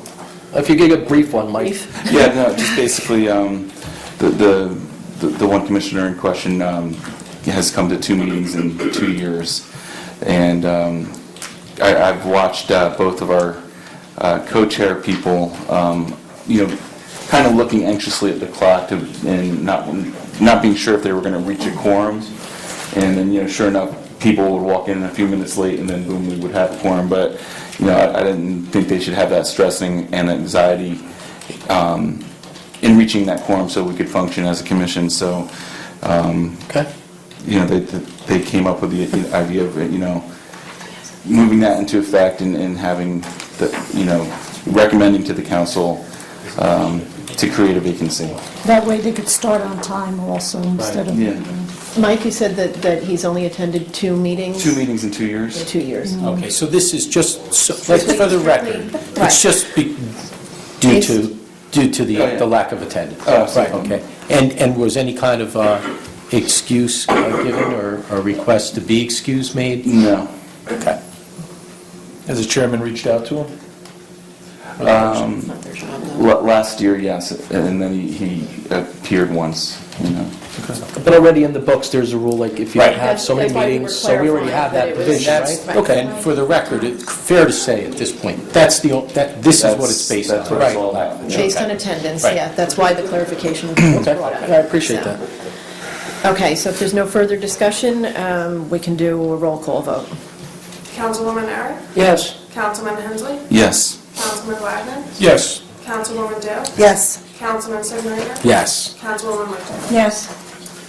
Okay, thank you, council. And motion to adjourn, please. Mayor, wait, there's also, Oh, that's right. we do actually have on file Right. a qualified person to fill that position. I'd like to nominate Midge Tao. I'll second it. I spoke to her on the phone today, and she isn't interested in serving. Oh. Because I wanted to give her the first shot at it, because Okay. her petition was in earlier. But she kindly, declined. So I'd like to make a nomination for James Ronayne to fill the spot. Second. And I did speak with him, so he's got some, and he showed you tonight that he does have gumption for... Okay, I would have a procedural question, though, because I think I heard a motion and a second for Midge, but then there was a comment that she's not interested, so... Was there a Are motion we- in a second? Yes. I thought I heard that, right? Oh, So do you want to retract your motion? just withdraw the motion in the second then? That's literally All enough. right, so I'll withdraw my motion. Okay. And the second, was there a second? Yeah, I'll withdraw it. Thank you. Okay, just for procedural, so that we do that right. Thank you, ma'am. So that's been withdrawn, which makes sense if she's not actually interested. I guess, as Michelle mentioned earlier, some of these are on file for a long period of time. And then I think I heard a motion, was there a second also? Yes, there was, ma'am. Okay, so roll call vote. Councilwoman Eric, Yes. Councilman Hensley, Yes. Councilman Wagner, Yes. Councilwoman Dale. Yes. Councilman Signorina, Yes. Councilwoman Lichtenstein. Yes. Okay. Mayor, I'd like to make the nomination for Marilyn Schultz for the CASA committee. second She that. has been coming to the Right, meetings. right. Second.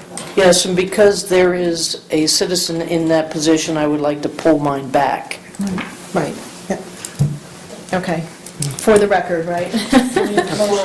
Okay, so I heard a motion and a second, right, for Marilyn Schultz, and Ada is the only other interested party who's now withdrawn, so roll call vote, please. Councilwoman Eric, Yes. Councilman Hensley, Yes. Councilman Wagner, Yes. Councilwoman Dale, Yes. Councilman Signorina, Yes. Councilwoman Lichtenstein. Yes. Thank you, council. And now I'll entertain a motion to adjourn. Second. Thank you, council. All in favor? Aye. Thank you. Have a Thank good you. night to all of you.